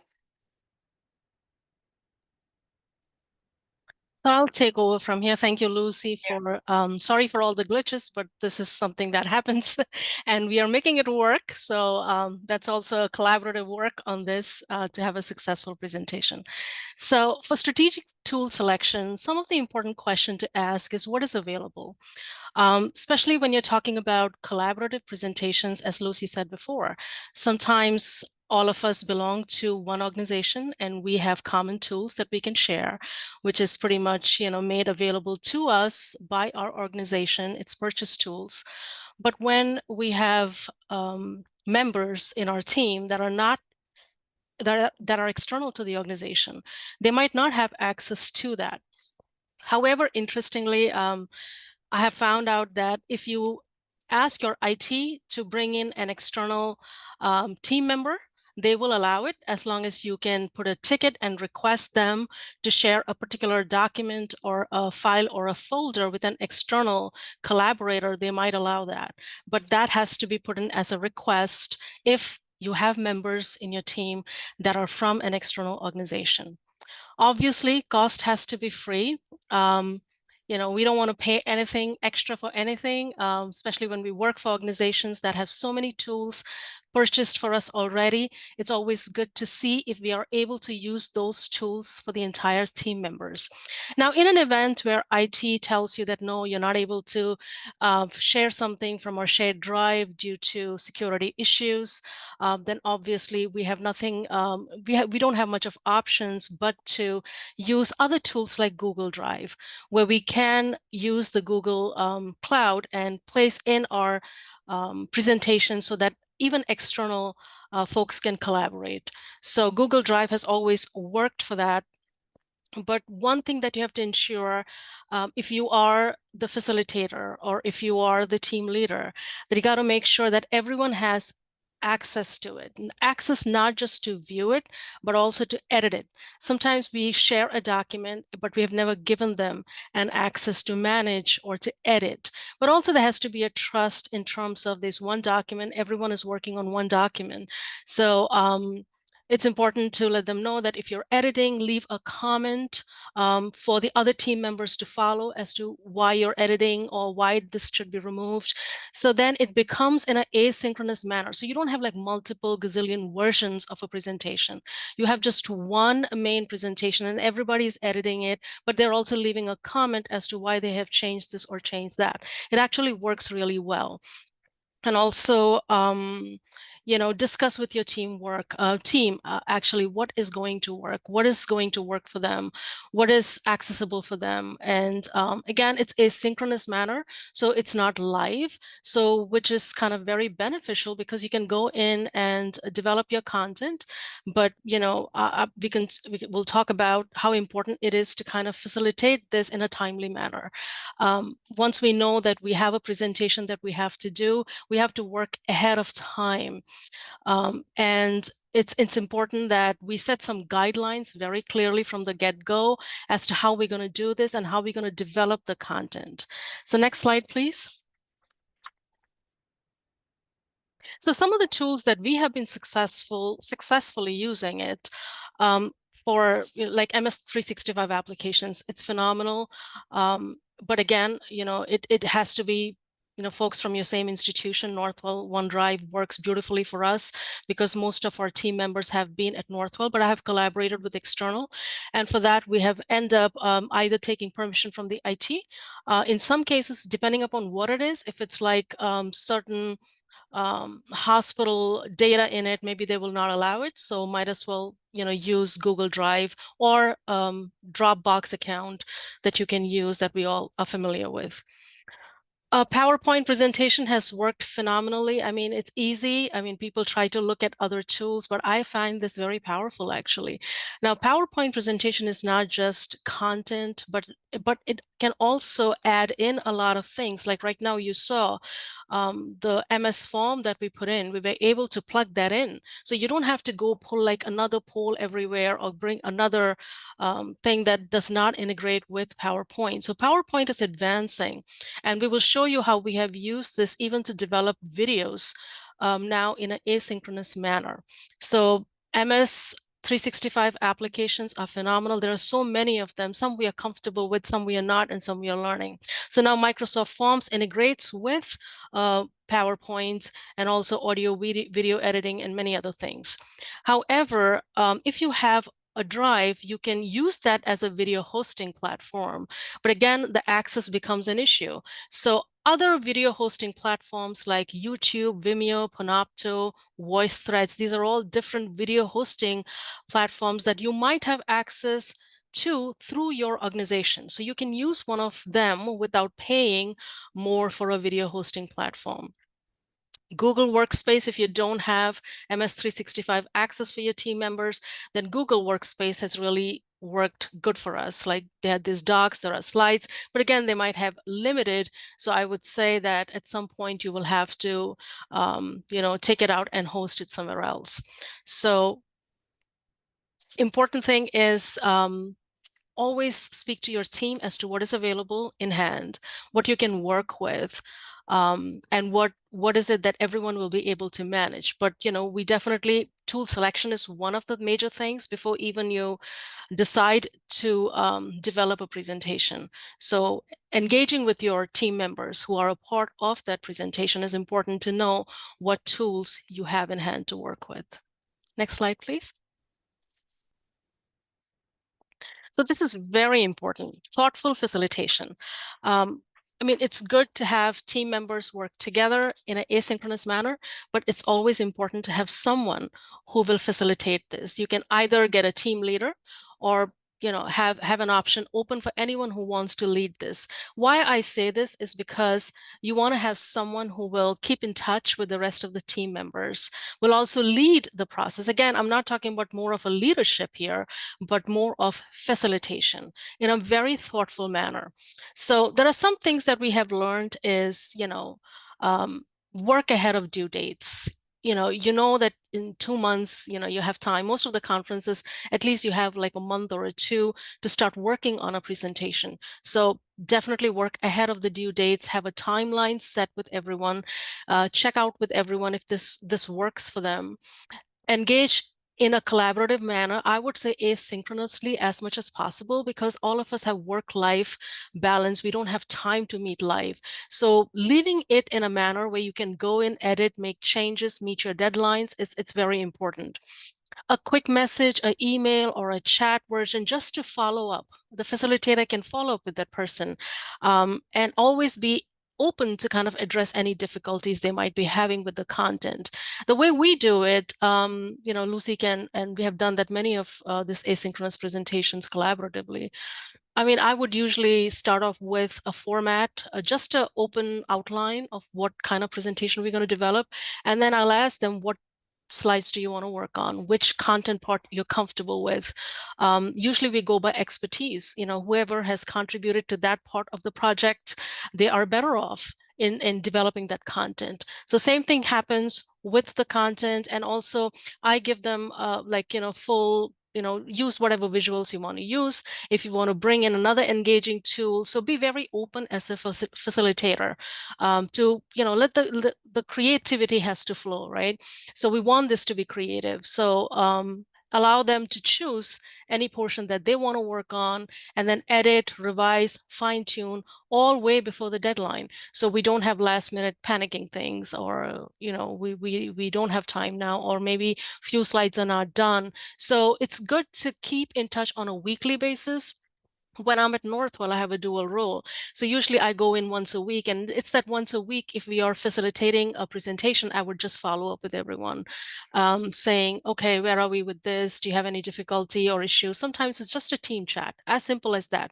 But it's important to kind of follow up, which is kind of a very key term in terms of, getting this done in a timely manner, and also getting everyone together, which becomes a little difficult if you're not following up on a regular basis. So my key thing is I do it on a weekly basis to see where we are at, just to touch base very quickly. Sometimes it's not even a live meeting. It's usually a comment or a chat, or just if anyone wants to come in live on Teams, we do that, or just use a chat feature, but just to keep in touch, so that way we can edit and revise. And if I usually tell folks to leave a comment, whatever changes you have made, just leave a comment. I've changed this, I've changed that. So that way we all know why the changes were made, right? So that's important, a thoughtful facilitation. Next slide, please. So before we go into panel questions, and I also have like an example to show you that was one of the first collaborative, asynchronous collaborative presentation that we developed, and we have used it multiple times. But another important thing is prompt and effective feedback. Feedback is important. Yes, I have developed a content, I have left in those slides, but nobody kind of looked at it, or nobody gave me a feedback. So we engage, we tell all our team members to constantly give feedback. Also, it helps people get motivated and progress in a timely manner when we give a prompt feedback. Even as a faculty, I say this, when you're doing a teaching online, if you don't give prompt feedback, you lose your students, like they're no longer engaged. So prompt feedback is a key to develop an effective presentation. Constructive feedback in a timely manner. It has to be constructive in terms of, why don't we change this? And how we speak and how we engage is important as well.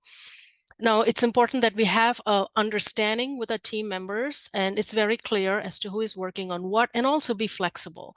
Sometimes someone might have a difficulty developing a certain content, then you have, as a facilitator, you should be flexible enough to say, okay, let someone else do that part. It doesn't have to be one person just doing it all by themselves. So this kind of creates a teamwork atmosphere and an environment, and it also builds brings in a cultural shift of teamwork. So it's not like working in silo by yourself, but you have a team together. Not just that you have done your project together, but now you're presenting it to the rest of the world, or you're disseminating your work. So come together and be a part of it. There are many different, important feedbacks, as I have said. Like now in a presentation that I'm going to show you, you're going to meet some members that did research with us who couldn't be here today, but they are there, and they are seen. And we have done video over PowerPoint, so you can see them, you can hear them, you can talk about certain things. So you can see how we have done this, developed over asynchronous manner, and we have used this presentation multiple times in terms of inside Northwell. We recently had a magnet survey visit, and we were able to show what we had done together as a team, and they were quite impressed by it. So having something developed in an asynchronous manner, in a collaborative manner, you can reuse it. You don't have to reinvent it all over again. Another positive thing that I'm going to share with you is, say, for example, you only presented one part of the project. And now you have advanced that project and you're going to add more part to it, or there is a second phase to it. Now, you don't have to recreate the whole thing all over again.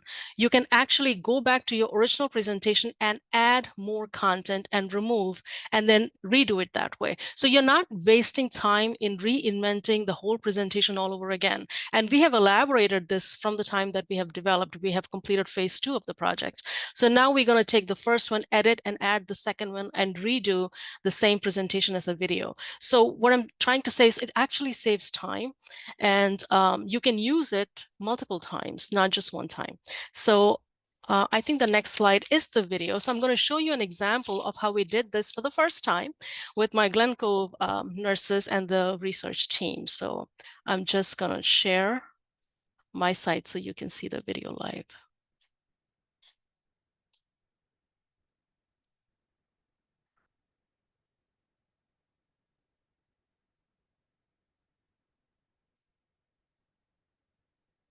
Please let me know if you can see it. Did you share with audio? Yes. Yes. Okay, it's coming up. You shared with sound? Yes. Okay, perfect.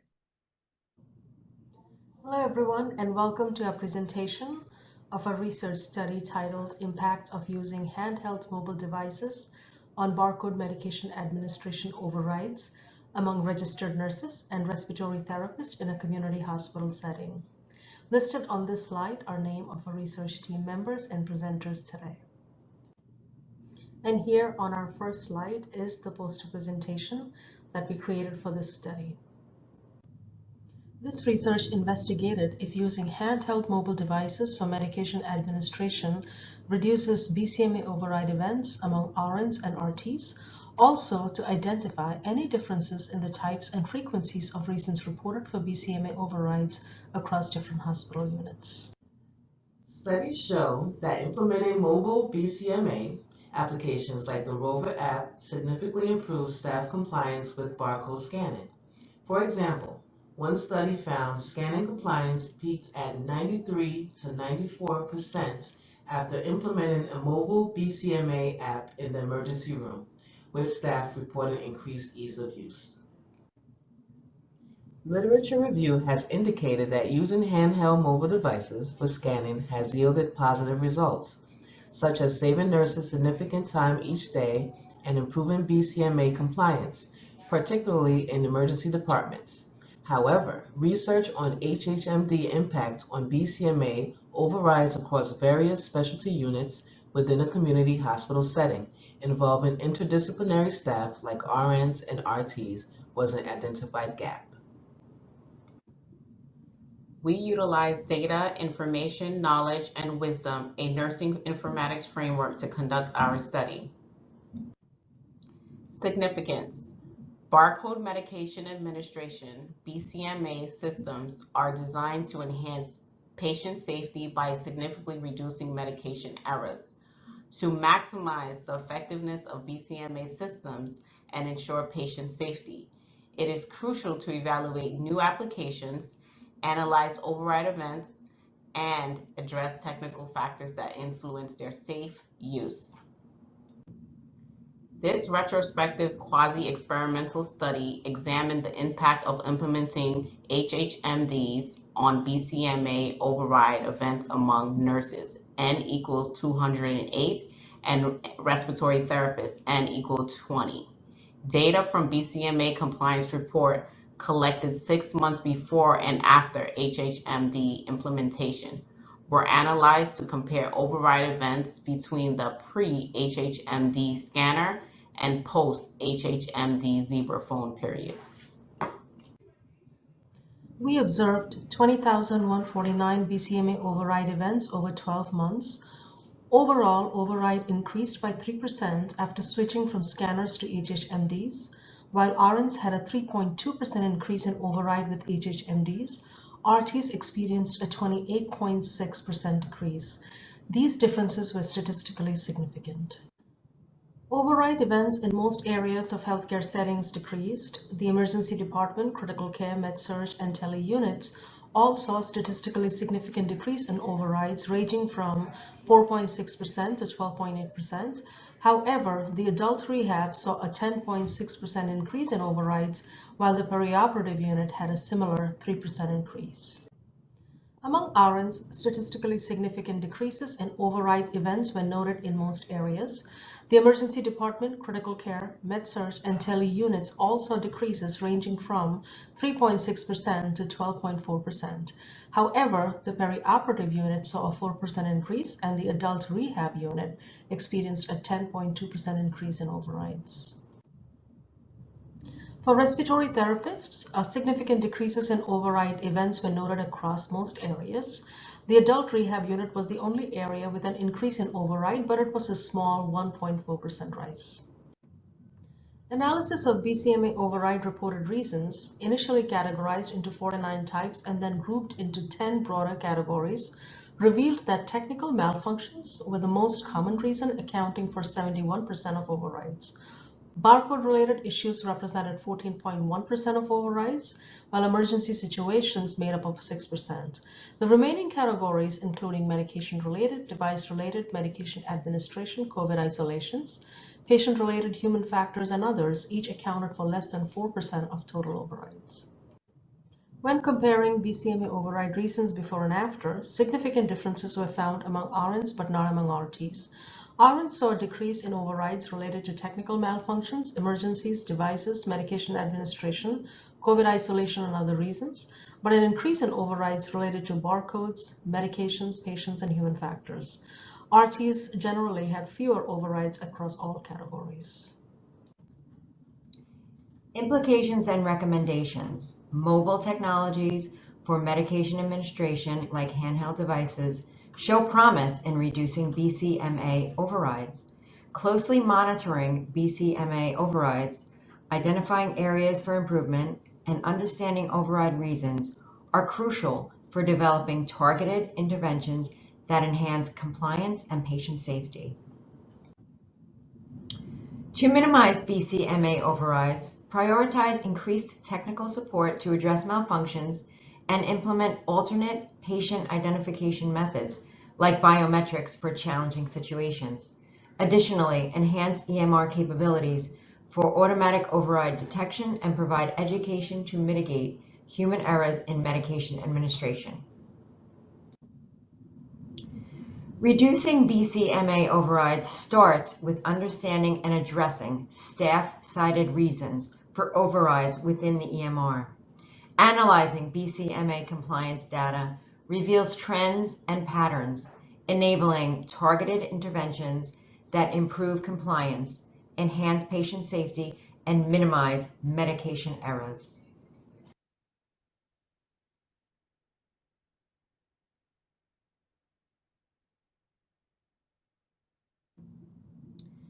Thank you for attending our presentation, and we are now open for questions. So this was just a presentation that we did in an asynchronous collaborative manner. So that way you have an understanding of how we developed this by simple tools. And it was developed over a certain amount of time. But as I said, this has been beneficial in terms of using it many times. So now I'm going to open for panel questions. So Actually, Lily, I'm sorry, because we're a little running over time. Okay. What we've done is we've posted the panel questions in the chat, and Okay. hoping that you can respond to them when you're able. But I also know that you have Yes. additional tool for Padlib that I'd like you to be able to share, and then Jen will transition us over to the next speaker. But of course, you can answer any questions posted in the chat as well. Okay. So am I still sharing the screen? No? No, but let me begin sharing, and You might not see the Padlet, that's why. Oh. I don't know if it's going to come, so I'd rather do it. Yes, you do it then. Okay. All right. So can you all see this? Now this is, again, an asynchronous way of doing a Q&A. So if you could just scan this, and there is a plus sign that's going to come at the bottom, and you can add any question and submit it to us. So even though if we are not able to answer your questions live because of our time duration, or we don't have enough time, but we will be able to answer the questions in the Padlet, and you will be able to see it. So please scan this, and we can, Is definitely anyone answer your questions. Is anyone else able to see it? I don't see it. I'm The able QR to code? see Yes. it. We I see the see QR the code. QR code. Okay, perfect. All There, right. yes. We see it. Okay. And So you this can is leave like the an questions and we exciting will answer tool. you. Yeah. This is an exciting tool. Yes. That's And why I wanted them to definitely share this, because Yeah. And you can leave the questions and I'll answer it later on after the conference or anytime. It's asynchronous Q&A. yes, this allows everyone to continue to Have the answer conversation, right? questions. Yes. All right. So with that, I'm going to take back over sharing the screen, and I'm going to move forward with the slides, and we'll now give it over to Jen to announce our next presenter. Okay. Thank you so much for that previous presentation, Dr. Matthew and Lucy. It was wonderful. We're now going to move on to our next poster presentation, which is entitled Northwell Health Offers Virtual Lactation Support and Partnership through a partnership between its virtual and on-site teams. So our presenter for this is Kate Smith. Kate Smith is master's prepared. She is a distinguished nurse leader with a proven track record of excellence in maternal child health at Northwell Health. Her career encompasses both direct patient care and significant leadership roles. She is a prominent voice in the field, having presented at numerous key conferences such as Northwell Health's annual perinatal conference, Association of Women's Health, Obstetrics, and Neonatal Nursing, Center for Telehealth and eHealth Law, and the North Country Leadership Summit. Passionate about improving the lives of new mothers, she is committed to expanding access to high-quality care and education. So I'd like to hand it over to Kate at this time. Thank you. Thank you. Good afternoon, and thank you for that introduction. Can you guys see me and hear me? Yes. Okay, perfect. Yes, All right, great. for you. Perfect. Thank you. So I'm going to change it up a little bit. I am going to talk to you about how informatics and health technology improves patient care through our program. Yep, I am a nurse, and I am also a lactation consultant at Northwell Health, and I am the clinical program manager for the virtual lactation program. And it has been a collaborative effort in order to create, sustain, and grow this program. And that's what I'm going to be talking to you about today. And you're also going to learn a little bit about breastfeeding at this informatics conference that we're having right now. So if you look over onto the right side of the screen, you'll see the delivery locations within Northwell that we work with. A little fun fact about Northwell is that it delivers about 30,000 babies a year.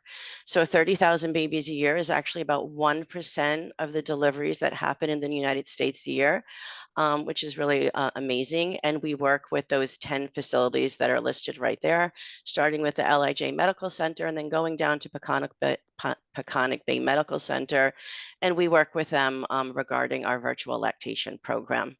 So a little bit about our program. Northwell Health implemented a comprehensive breastfeeding support program, connecting its virtual lactation team with on-site leadership, nurses, lactation consultants, and all.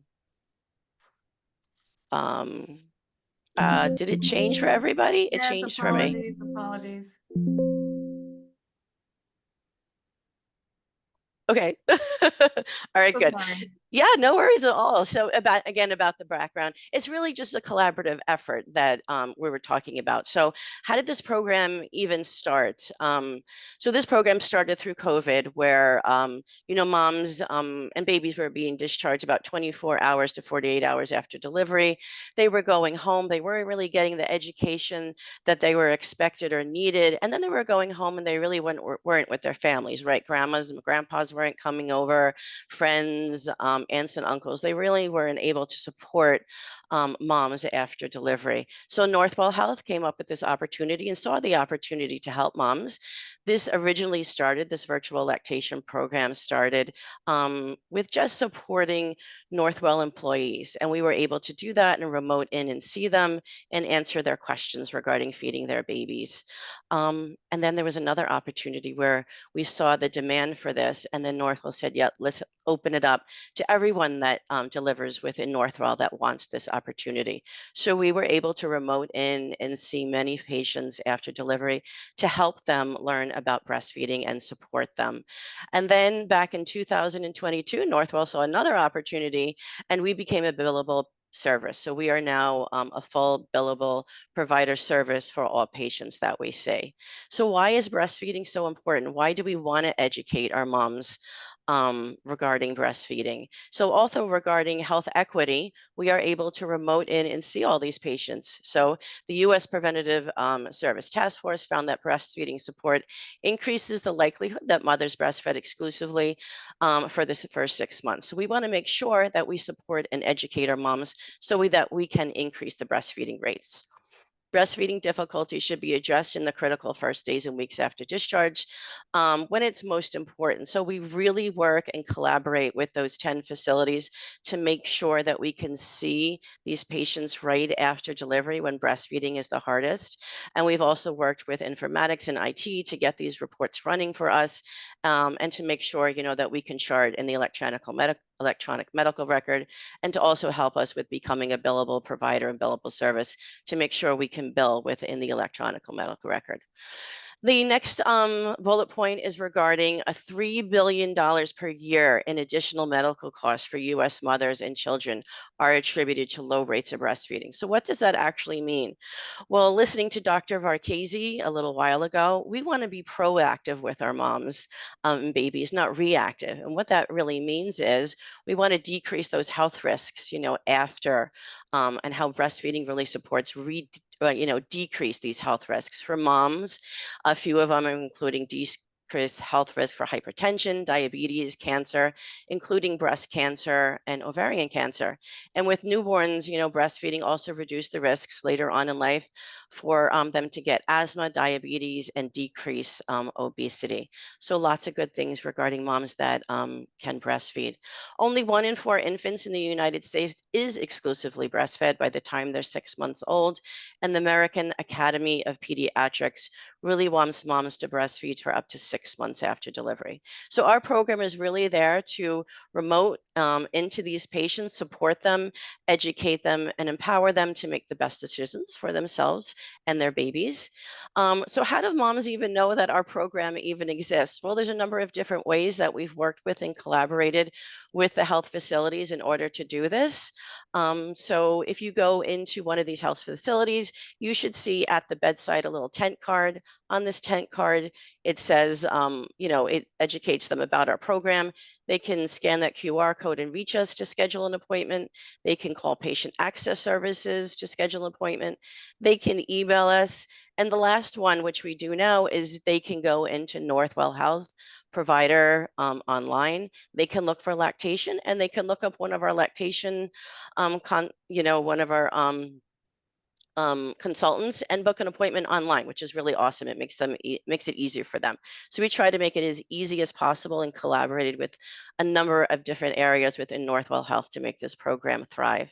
So how are we doing? How are our outcomes? Well, in 2024, with this partnership, we were able to do over 1,600 virtual lactation visits. This year, we will be doing over 2,000 virtual lactation visits. So we are continually growing this program. And then also, we just don't educate our moms regarding breastfeeding. We really want to support our moms, with whatever needs they might have when we're doing the consultation.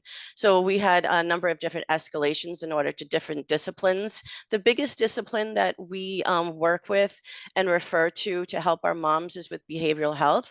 Northwell Health is an incredible women's health program, and we definitely support our moms. And if we see, through the consultation that they might have a little bit of the baby blues, or they might have a little postpartum depression, that we can support them them, and that we can, reach out to behavioral health services. And they always get back to us and let us know if they've gotten a hold of them so that they can provide the services that moms request.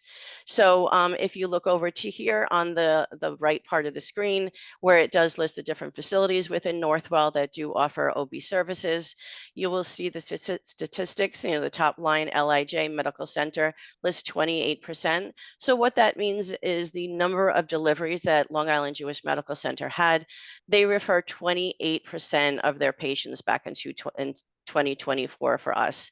And then the list goes down with North Shore University Hospital referring 46%, Lenox Hill 79%, and we're always working with those health facilities to make sure that they can, that they keep referring to us so that we can support our moms and babies after delivery. And then, of course, we do send out surveys after our visits. We send out a survey right after we do the consultation, and then we send out a survey 6 months after the consultation just to make sure we're doing and to see how breastfeeding rates are going. And then we always allow for feedback when we get this information regarding our program. And this is just one quote from one of the patients that sent back regarding her experience was, virtual lactation RN was very helpful, kind, and patient with me during the session.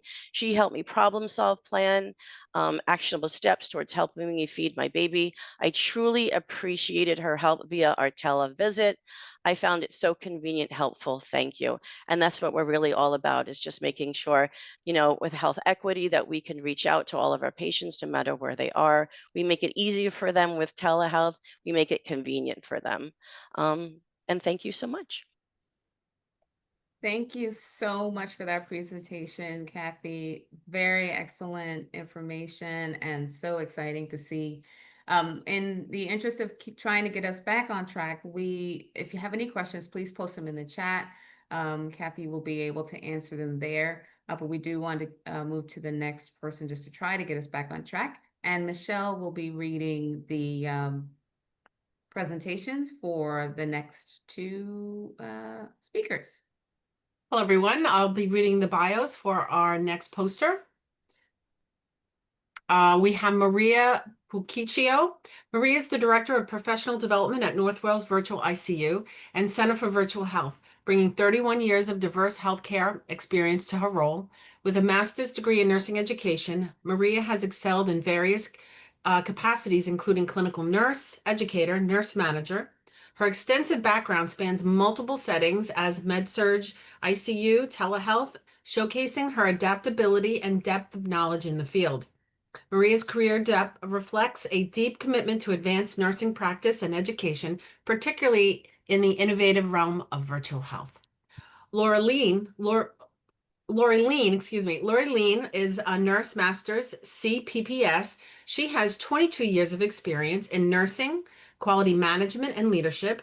And as an advisor for quality management and virtual ICU at Northwell Health, she develops quality and safety metrics for virtual health. Lori holds an MSN in leadership and management, is a certified professional in patient safety, and completed the GNYHA Clinical Quality Fellowship Program. Welcome, and I'm looking forward to your presentation. Thank you. Just checking on the audio. You can hear me? Yes. Great. Yes. Okay. Hi, everyone. How are you? Good afternoon. I just wanted to say a great presentation from my partner, Kate, in the previous poster. Great job, Kate. Again, I'm Maria Boquicchio, and we're here to present on the virtual ICU and the impact and innovation in emergency care. Just a quick note about Northwell Health, if you don't already know. It is the largest health system in New York. We've recently added Nuvance to our growing organization. So now we are up to 28 hospitals with over 1,000 care areas. So Kate, I think that 30,000 birth number will probably go up a whole lot more for next year. And with any luck, right, your services will then keep growing. So Northwell Health's virtual ICU serves as a central command center, leveraging advanced telemedicine technology to deliver critical care experience within primary ICUs, right? Certain ICUs that we cover. Our primary locations, we have a hub in Syosset and a second hub in NYC in New York City. We oversee 12 dedicated ICU units, deliver nursing and physician support to those units. And we build on that support model with extending our ICU expertise and support to 7 emergency room departments in our system. So how did this model come about? Was actually in 2021 in Mississippi during the Delta wave of the COVID pandemic. In Mississippi University Medical Center, one of our former physicians is now in charge of their telehealth programs and asked us to help. We quickly, with our nurses and physicians, our nurses got emergency licenses, and we stood up a program really fast to deliver critical care support within their emergency rooms. So we then took that quick 3-month pilot. We were able to get them over the hump and then adapted that to our own EDs. So in our emergency rooms, we leverage telehealth carts to our virtual ICU RNs. We conduct visual rounds and enhance the safety and quality of care in our ICU level patients that board in the EDs. Our program aims to reduce adverse events and enhance patient safety in the emergency room. And the objective of this project is to identify the benefits of the virtual ICU integration. So using our telehealth carts, we use Teledoc. We establish a connection between the virtual staff and the bedside team RN and physician. Some of the interventions included our documentation assistance. We do vital sign documentation. We take patient profiles. We're assessing patients with bedside RN. We will scribe for codes. We frequently round and monitor and do safety checks on the patients. And then we also use those cards for our physician consultation. And now I will pass over the rest of the presentation to Lori Lean. Thank you, Maria. So first, I'm going to take a look at some of the data and talk about some of the outcomes. In 2024, the virtual ICU program supported 448 patient encounters. These are the number of patients that the ED teams call the virtual ICU to support. And the impact here was that 96% of these patients resulted in improved or stabilized outcomes at completion of the virtual ICU support. So these patients that are critical either stabilized or they showed an improved status. So that's a strong reflection of our clinical impact. So we also saw an increase in call volume, a 248% increase, which tells us that our frontline teams are increasingly utilizing the virtual ICU ED support. And a majority of these calls, 73% of them, were initiated by nurses in the ED, primarily for, Maria talked about that transfer process, to be proactive on safe transfers. We actually have a huddle checklist that we go through with the teams before the patient's transferred. 59% of those happen during the night shift. So this really highlights how critical the program is during those off hours, as we all know, when staffing and resources are stretched thin. 2025 year to date, we've already exceeded last year's patient encounters by 821 patient encounters. 97% of these patients have shown improved and stable outcome.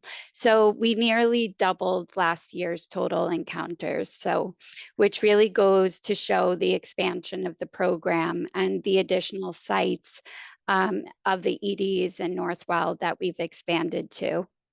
Beyond the numbers, we always focus on those real stories, that qualitative anecdote from the virtual ICU nurses when they're collecting the data. We've seen some powerful examples on how this translates into our real patient care. These are examples that really show the team and give examples of how we showcase these examples for patient safety.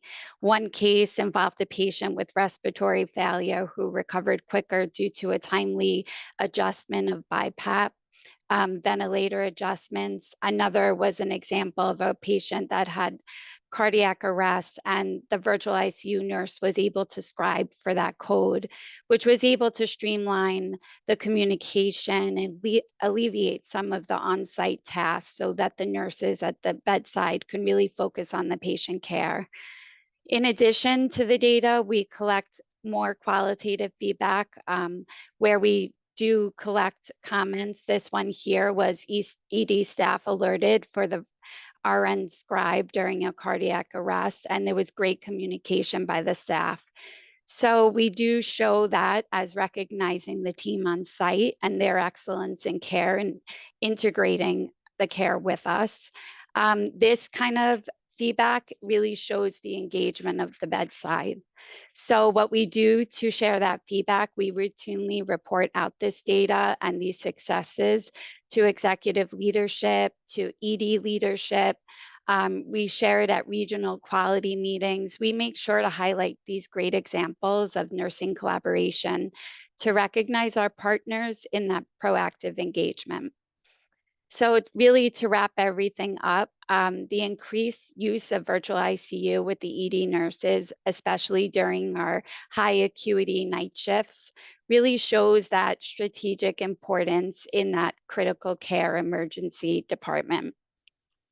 It's become a real essential resource for the teams in really facilitating timely transfers and helping to maintain the volume and the acuity during these night shifts.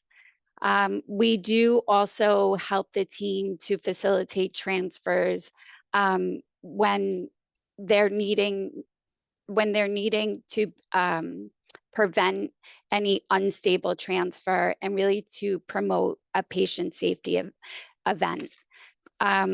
We do really use the numbers that strengthen our real-time collaboration. We connect with the bedside teams and really are mentors to the bedside. So for all of us here today, the virtual ICU support, we really want to think of it as a thoughtful technology, but it really does elevate the care and delivery and powerfully empower our clinical teams to achieve incredible outcomes. So we wanted to say thank you also for including us in this opportunity to present today and all the work that's gone into this symposium. Thank you so much for presenting this with us today. Really strong work. And lots of questions I am seeing in the chat. So if you have any opportunity just to follow up with those individual questions, I'm sure they will be grateful. With that being said, I will now take us to our next presentation. And before I do that, let me just go ahead and spotlight these individuals. The ones that you'll be hearing from today, we already had the pleasure of hearing from our first speaker, Lily Matthew. She is going to be joined by her colleague, Olga Kagan. And I am just going to go ahead and spotlight them so that you can see who these individuals are as they are presenting. Lily, you are very familiar with already. Olga Kagan, she is a nurse scientist, an educator, and founder of Food Allergy Nursing Association. Her work spans food allergy education, nursing informatics, and innovation, and she teaches graduate students. She leads national committees and consults for startups, and as president-elect of SACIE and the NYAM Nursing Chair, she advances research, leadership, and tech-driven solutions in nursing. And today they are going to be speaking to us about burnout in the allergy nursing workforce in the U.S.? Thank you very much, Kay. And I actually put something in the chat just to kind of see where we're at with this group today in terms of burnout. And this question comes directly from the questionnaire we used in that study. And we'll go to the next slide, actually. And if you incline to answer this, I would suggest you go to the link that's in the chat or use the QR code and just put a number that is, most closely relates to how you feel about your level of burnout. And the answers range from 1 to 5, 1 being no burnout, 5 being completely burned out. So if you wouldn't mind just going to the link or use the QR code and put a number in, I would appreciate it. And we'll look at it later on. And I'll promise to show you what it looks like for this group. All right, so next slide, please. Just to give us some background in terms of what the burnout crisis is like, I just wanted to kind of give you a few data points as it relates to worldwide as well as here in the United States. We know that based on the World Health Organization's definition, burnout is what they quote as a long-term unresolved job-related stress leading to exhaustion, cynicism, detachment from job responsibilities, and lacking a sense of personal accomplishment. So some of the recent studies that have cited burnout was among physicians and nurses. So we know that 48% of physicians report experiencing burnout. And based on the American Nurses Association, we also know that there's 57% of nurses that report feeling exhausted, 43% identify as being burnt out, and only 20% of nurses feel valued in their roles. And currently we have over 800,000 nurses who are not practicing, mostly due to burnout. And because we represent the largest segment of national healthcare workforce, clinician well-being is extremely important to the health of our health systems. I would appreciate if we can move on to the next slide, please. So a couple of things. We all know triple aim, which recently has become quadruple aim because of 2 other pillars that have been added, one of which is workforce or clinician well-being, and the last one is health equity. And so we're definitely in alignment with those national initiatives in order to address clinician burnout, as well as National Academies of Medicine's National Plan for Health Workforce Well-being, prioritization of clinician wellness, and of course, interdisciplinary approach to well-being that all members of clinical teams need to be prioritized by their employers and administrators. Next slide, please.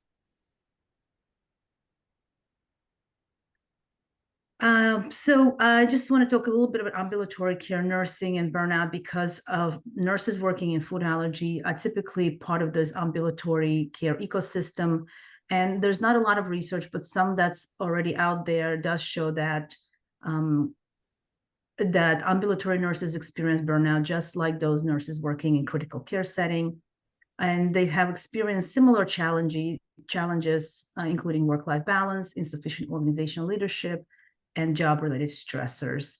So one of the studies actually shows substantial burnout that persists among nurses in ambulatory care setting, despite us coming out of the COVID-19 pandemic. Next slide, please.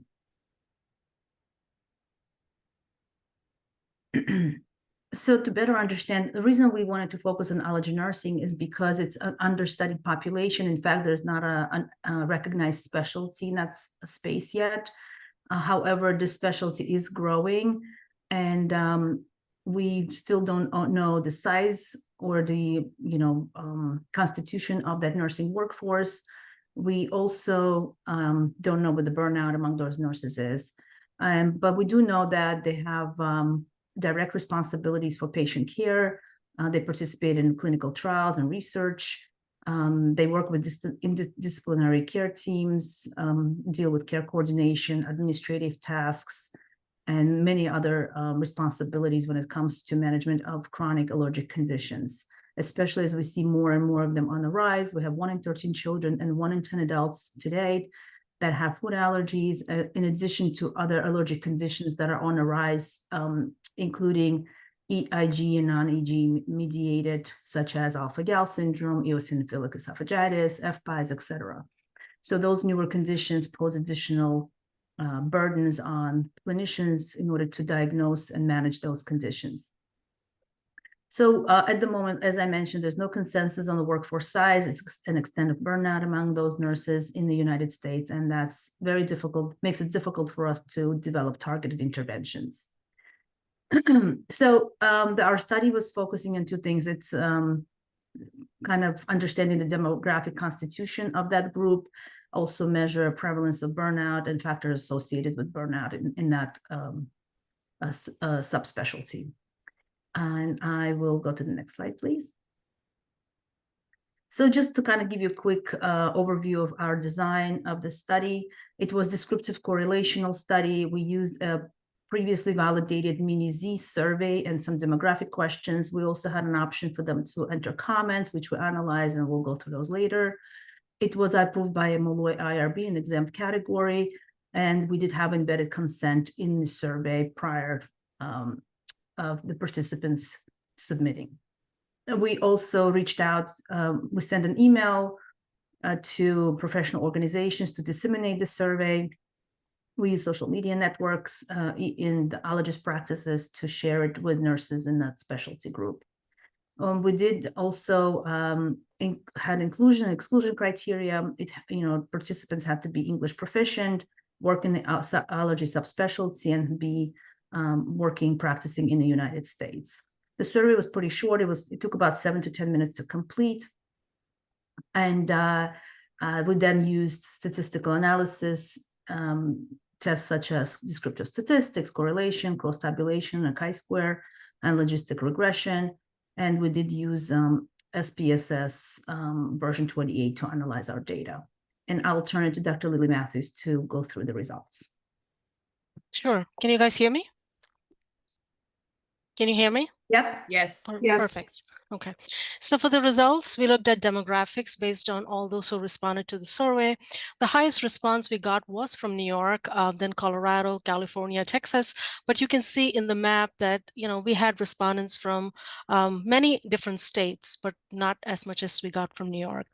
So in terms of education, 65% were baccalaureate prepared, 14% was master's, 10% associate degree. Among demographics, 94% were women, 79% were Caucasian ethnically, and 70% had 11 plus years of experience in nursing. Regarding work setting, 75% worked in outpatient setting, 42% had additional certifications, and 82% worked in pediatric subspecialty within the allergy nursing workforce. Next slide, please. So in the subspecialty areas of practice, we wanted to see where majority of the nurses practiced, and it was interesting to know that it was pediatrics, followed by allergy testing and allergy therapeutics. And you can see the different breakdowns of subspecialty areas that exist within the allergy nursing practice, like allergy and immunologic skin diseases, drug, insects, and vaccine allergy. So we found so many different subspecialties that technically was new knowledge for us. And some also worked in research specific to allergy. So you can see the breakdown in this slide, but majority were pediatrics. Next slide, please. So prevalence of burnout. So when we looked at burnout, we found that 34% of allergy nurses experienced burnout, which was about 69 out of 201 surveys that we analyzed.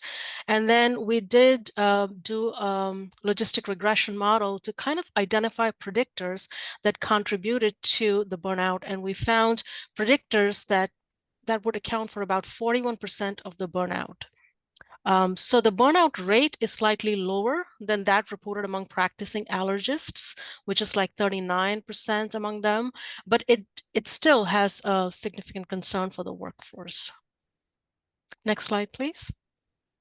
So predictors of burnout. So what we found based on a survey analysis was work area chaos. When nurses worked in workplaces was chaotic and not well organized, they reported higher level of burnouts, which is about 2.66 times more likely to experience burnouts. Then we also found professional values alignment, where nurses whose professional values were different than that of their leaders experienced burnout about 3.8 times more. And also job stress, higher reported job stress significantly impacted the burnout, approximately 4.6 times. So this is kind of in alignment with what we have found in literature as well when we have looked at burnout predictors in other areas of practice. Next slide, please. So in terms of other significant correlations that we found, job satisfaction was negatively correlated. That means, when the job satisfaction drops, burnout increases. So that had a reverse correlation with each other. Likewise, workload control. And so is documentation time satisfaction, which has to do with electronic health records. So when the participants were more satisfied, the burnout level was low. So they all were statistically significant factors. Next slide, please. So regarding most common contributors to burnout in terms of predictors, we also found not enough staff to do the work was cited, as a separate response, where they felt 54% of them kind of indicated staffing issues. 47% talked about administrative tasks being a problem. Also insufficient compensation, lack of respect from employers, lack of autonomy, lack of respect from colleagues, working too many hours, and lack of respect from patients. So you can see the breakdown, but the majority being was staffing as an issue that they reported as most common contributors of burnout. Next slide, please. So, talking about activities that strengthen their well-being, 87% of them responded that spending time with family and friends was most helpful for their well-being. And 59% talked about, engaging in leisure or entertainment activities as being beneficial. And then regular exercise, about 56% reported that exercise was as helpful for strengthening well-being. Next slide, please.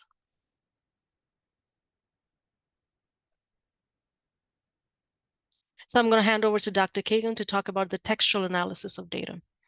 Okay, so as I mentioned, we did have a section for comments, and 90 people actually did input comments, and we used Stanford model for professional fulfillment to analyze those comments. And this particular model focuses on 3 different pillars, one of which culture wellness, second is efficiency of practice, and finally, personal resilience. Next slide, please. So when we looked at the cultural wellness, some of the comments included lack of understanding from leadership regarding unique challenges of allergy nursing, understaffing, which we again kept coming up, space constraints, unrealistic workload expectations, need for better and clear communication, respect, and collaboration. They also wanted more recognition of nursing expertise because it's critical to their job satisfaction, and also desired for shift from profit-driven priorities to a more patient and staff-centered priorities and culture. So just to give you an example of one of the quotes was, leadership does not understand the unique challenges we face in allergy nursing. We need better communication and respect for our expertise to improve morale. And I know morale keeps coming up in many, many situations, not just this particular specialty. So I think many of us can relate to that. Next slide, please. Efficiency of practice. So several things came up, one of which was workflow barriers, which was insufficient staffing, again, burdensome administrative tasks, and inadequate technological systems were major contributors to stress. So it kind of emphasizes once again that technology, that we need efficient and streamlined technology to help with our workflow challenges. Another thing that came up was resource challenges. Nurses felt that high patient volumes coupled with the lack of resources, such as proper equipment or training or triage nurses, exacerbated workload on their end. And some participants actually offered recommendations in their comments. And this included things like efficient task delegation or streamlining processes, asking for better support from leadership to improve their practice operations. Next slide, please. They also commented on their personal resilience, and this came out as two themes of coping strategies and structural needs. So when it came to coping strategies, they spoke about mindfulness and yoga and exercise, maybe disconnecting from work, and really setting this clear boundaries between their personal and professional responsibilities. When it comes to structural needs, they talked about better compensation and benefits, and you saw that also when Dr. Matthews showed you this breakdown.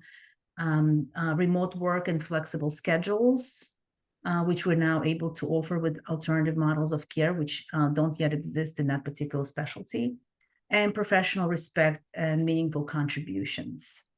Next, please. So work-life balance continues to be a major issue for nurses. As Dr. Matthew mentioned, that when we looked at nurses in allergy nursing, we really wanted to compare them to another group that was closely aligned with them, and we felt physicians in allergy were the closest because there was no other studies that had similar work environment that we could compare to. So when we looked at the allergists versus allergy nurses, since they do share similar work environment, we thought it was the best fit to compare those two groups. And nurses weren't far behind allergists when it came to burnout. In fact, to go further, both of those groups had similar contributors to burnout. And that were, same thing, documentation and administrative burden, job stress, workload control issues, the same thing with the documentation time, and then being aligned with their leadership and work environment challenges. Next slide. So in overall, when we looked at ambulatory nursing challenges, we noticed that the job satisfaction among ambulatory nurses dropped by almost 10% from 2018 to 2022. Unfortunately, there was no more recent data, but from what we're seeing, this clearly continues to be a challenge. We also were able to identify that 50% of nurses who left the profession in 2022 cited burnout, and 39% left due to inadequate staffing. Again, these are the major themes that came out of this study, is that staffing and the burnout and documentation burden and job satisfaction. So these are all same variables that we've been seeing over and over again in different literature. And just to mention specialty-specific challenges that came up in some of those comments, and this had to do with new biologic therapies, things like immunotherapies, things like newer clinical trials that are on the rise, trying to find cure for this, because there's no cure for food allergies just yet. So there are constantly all those newer therapies that we're seeing that nurses now are having extra responsibilities to be part of, and increases the surge of patients who are interested in being part of those newer trials. So there's definitely this additional challenge that they're experiencing as we evolve in innovation in biologics as well as technology. Next slide, please. So when it comes to optimizing practice efficiency, some of the recommendations came out as possibly streamlining the EMR processes to optimize our EMR systems to reduce documentation burden. And we are seeing that now, not so much in allergy yet, but we're seeing in other areas like ambient listening for physicians and on other providers. And hopefully soon we'll see that among nurses using daily to help with documentation burden. Also, staffing support, handling administrative tasks and patient loads. And finally, we talked about this balanced work schedules and really trying to figure out how can we harness alternative models of care using things like you guys talked earlier about with virtual, like lactation model, or virtual ICU model. So those are things that we in allergy nursing need to really learn lessons from and try to use similar models to offset some of those burdens from nurses. Next slide, please. And I will turn it to Dr. Matthew, please. Yeah, so personal coping mechanisms, complementary to systemic changes, not just in the workplace, but also at the individual level in terms of, what the literature teaches us is regular exercise, mindfulness practices, hobbies, as they said, engaging with family and friends, and, setting absolutely clear boundaries between work and personal life is so important. Sometimes we bring work home, especially in terms of documentation. I have seen many clinicians bring their work home, and even after the work hours, they're sitting and documenting. So all those things can really contribute to burnout. So having clear boundaries between work and personal life is absolutely important.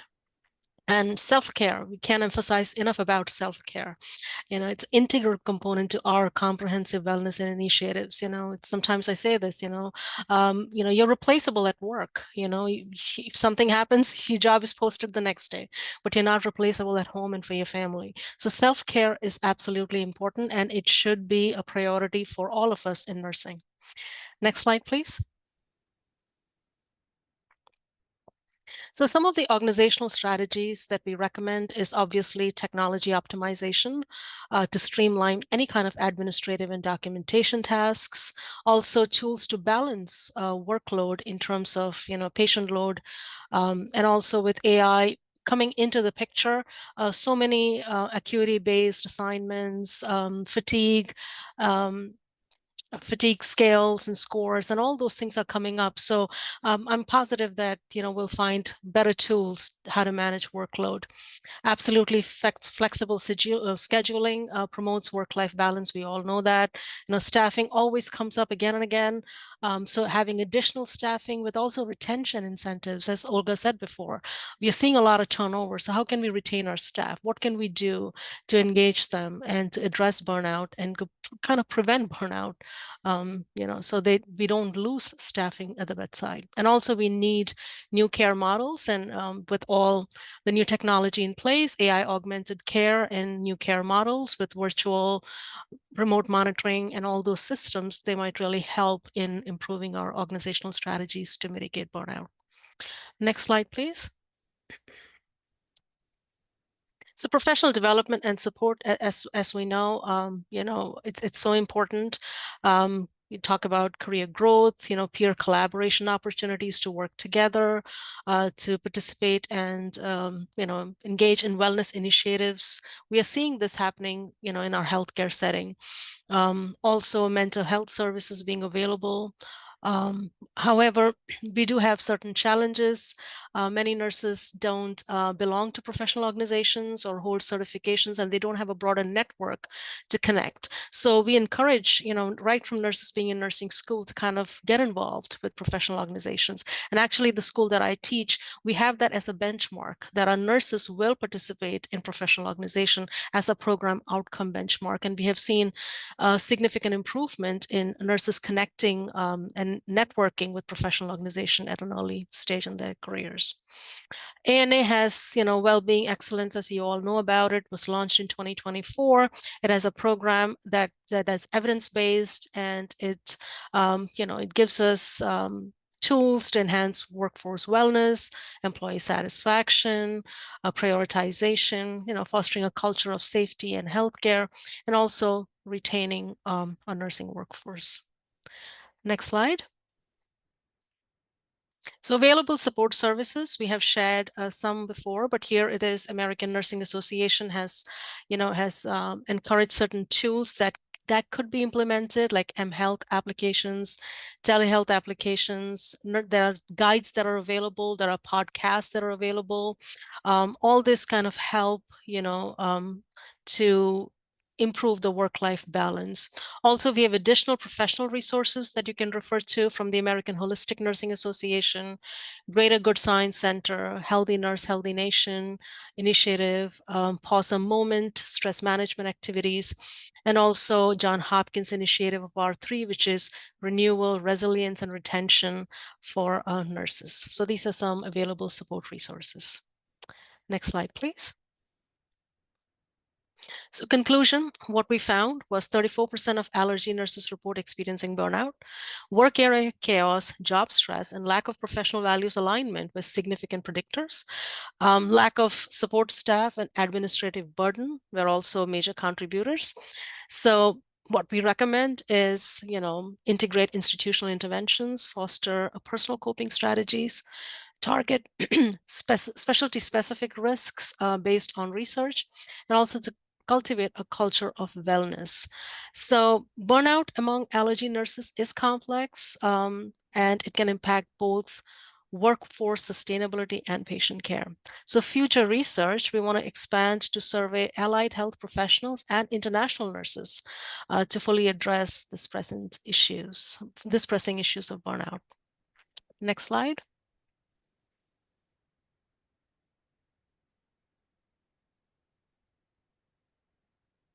So these are our references, and thank you so much for your attention to our presentation. And Dr. Kagan and I will take any questions that you may have.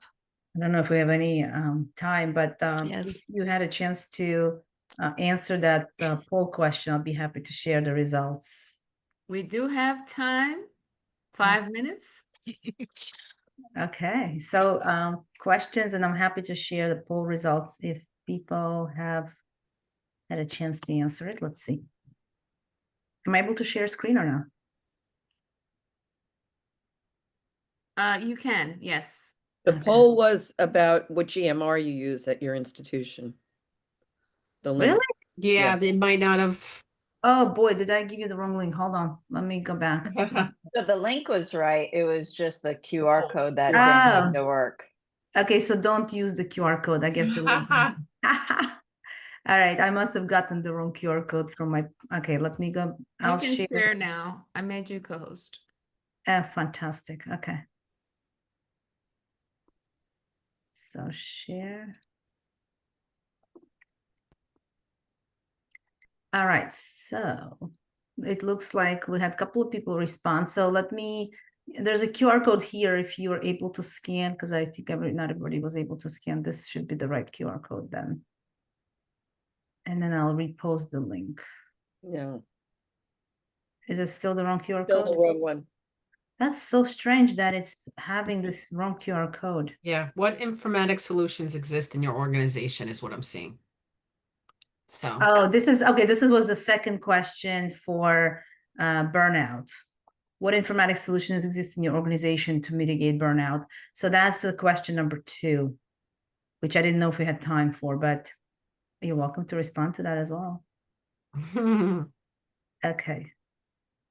So it sounds like our group, so any responses that were 1 and 2 indicate no burnout. Any responses 3, 4, and 5 indicate burnout. So, and I can't see how many people responded because number 2 is pretty big. So it sounds like most of our people are number 2 here.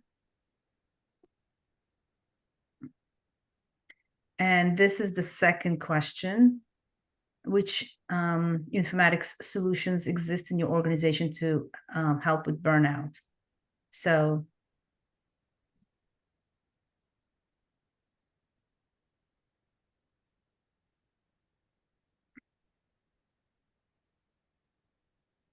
okay. That's question number 2. Olga, it's Linda. One of the questions is, I think about the role of the allergy nurse in different organizations. Are you seeing that number increase? Are you seeing that role created in organizations? So at the moment, through our food allergy nursing organization, we're actually looking to develop an allergy nurse educator role similar to like lactation consultant or diabetes nurse educator, rather, probably the closest, because we're seeing that no matter what setting you work in, chances are you'll probably interface with a patient with food allergies at some point, and you still have to feed them 3 times a day, and you still have to give their medications and, whatever else that they ingest or put in their body. And we know now with the move with natural products and all of different food proteins that are now part of some of our even medications, ingredients, and part of some of the fortified foods like orange juice in milk products. Like back in the day, you would have thought that omega fortified foods would have tilapia fish oil, which you can find now in your OJ or your milk. And if somebody's allergic to fish products, chances are they won't be able to eat it or may develop allergic reactions. So all those newer things that are happening in our culture, and also the increase in food allergies and allergies in general, which is not unique to the United States. It's actually a global problem.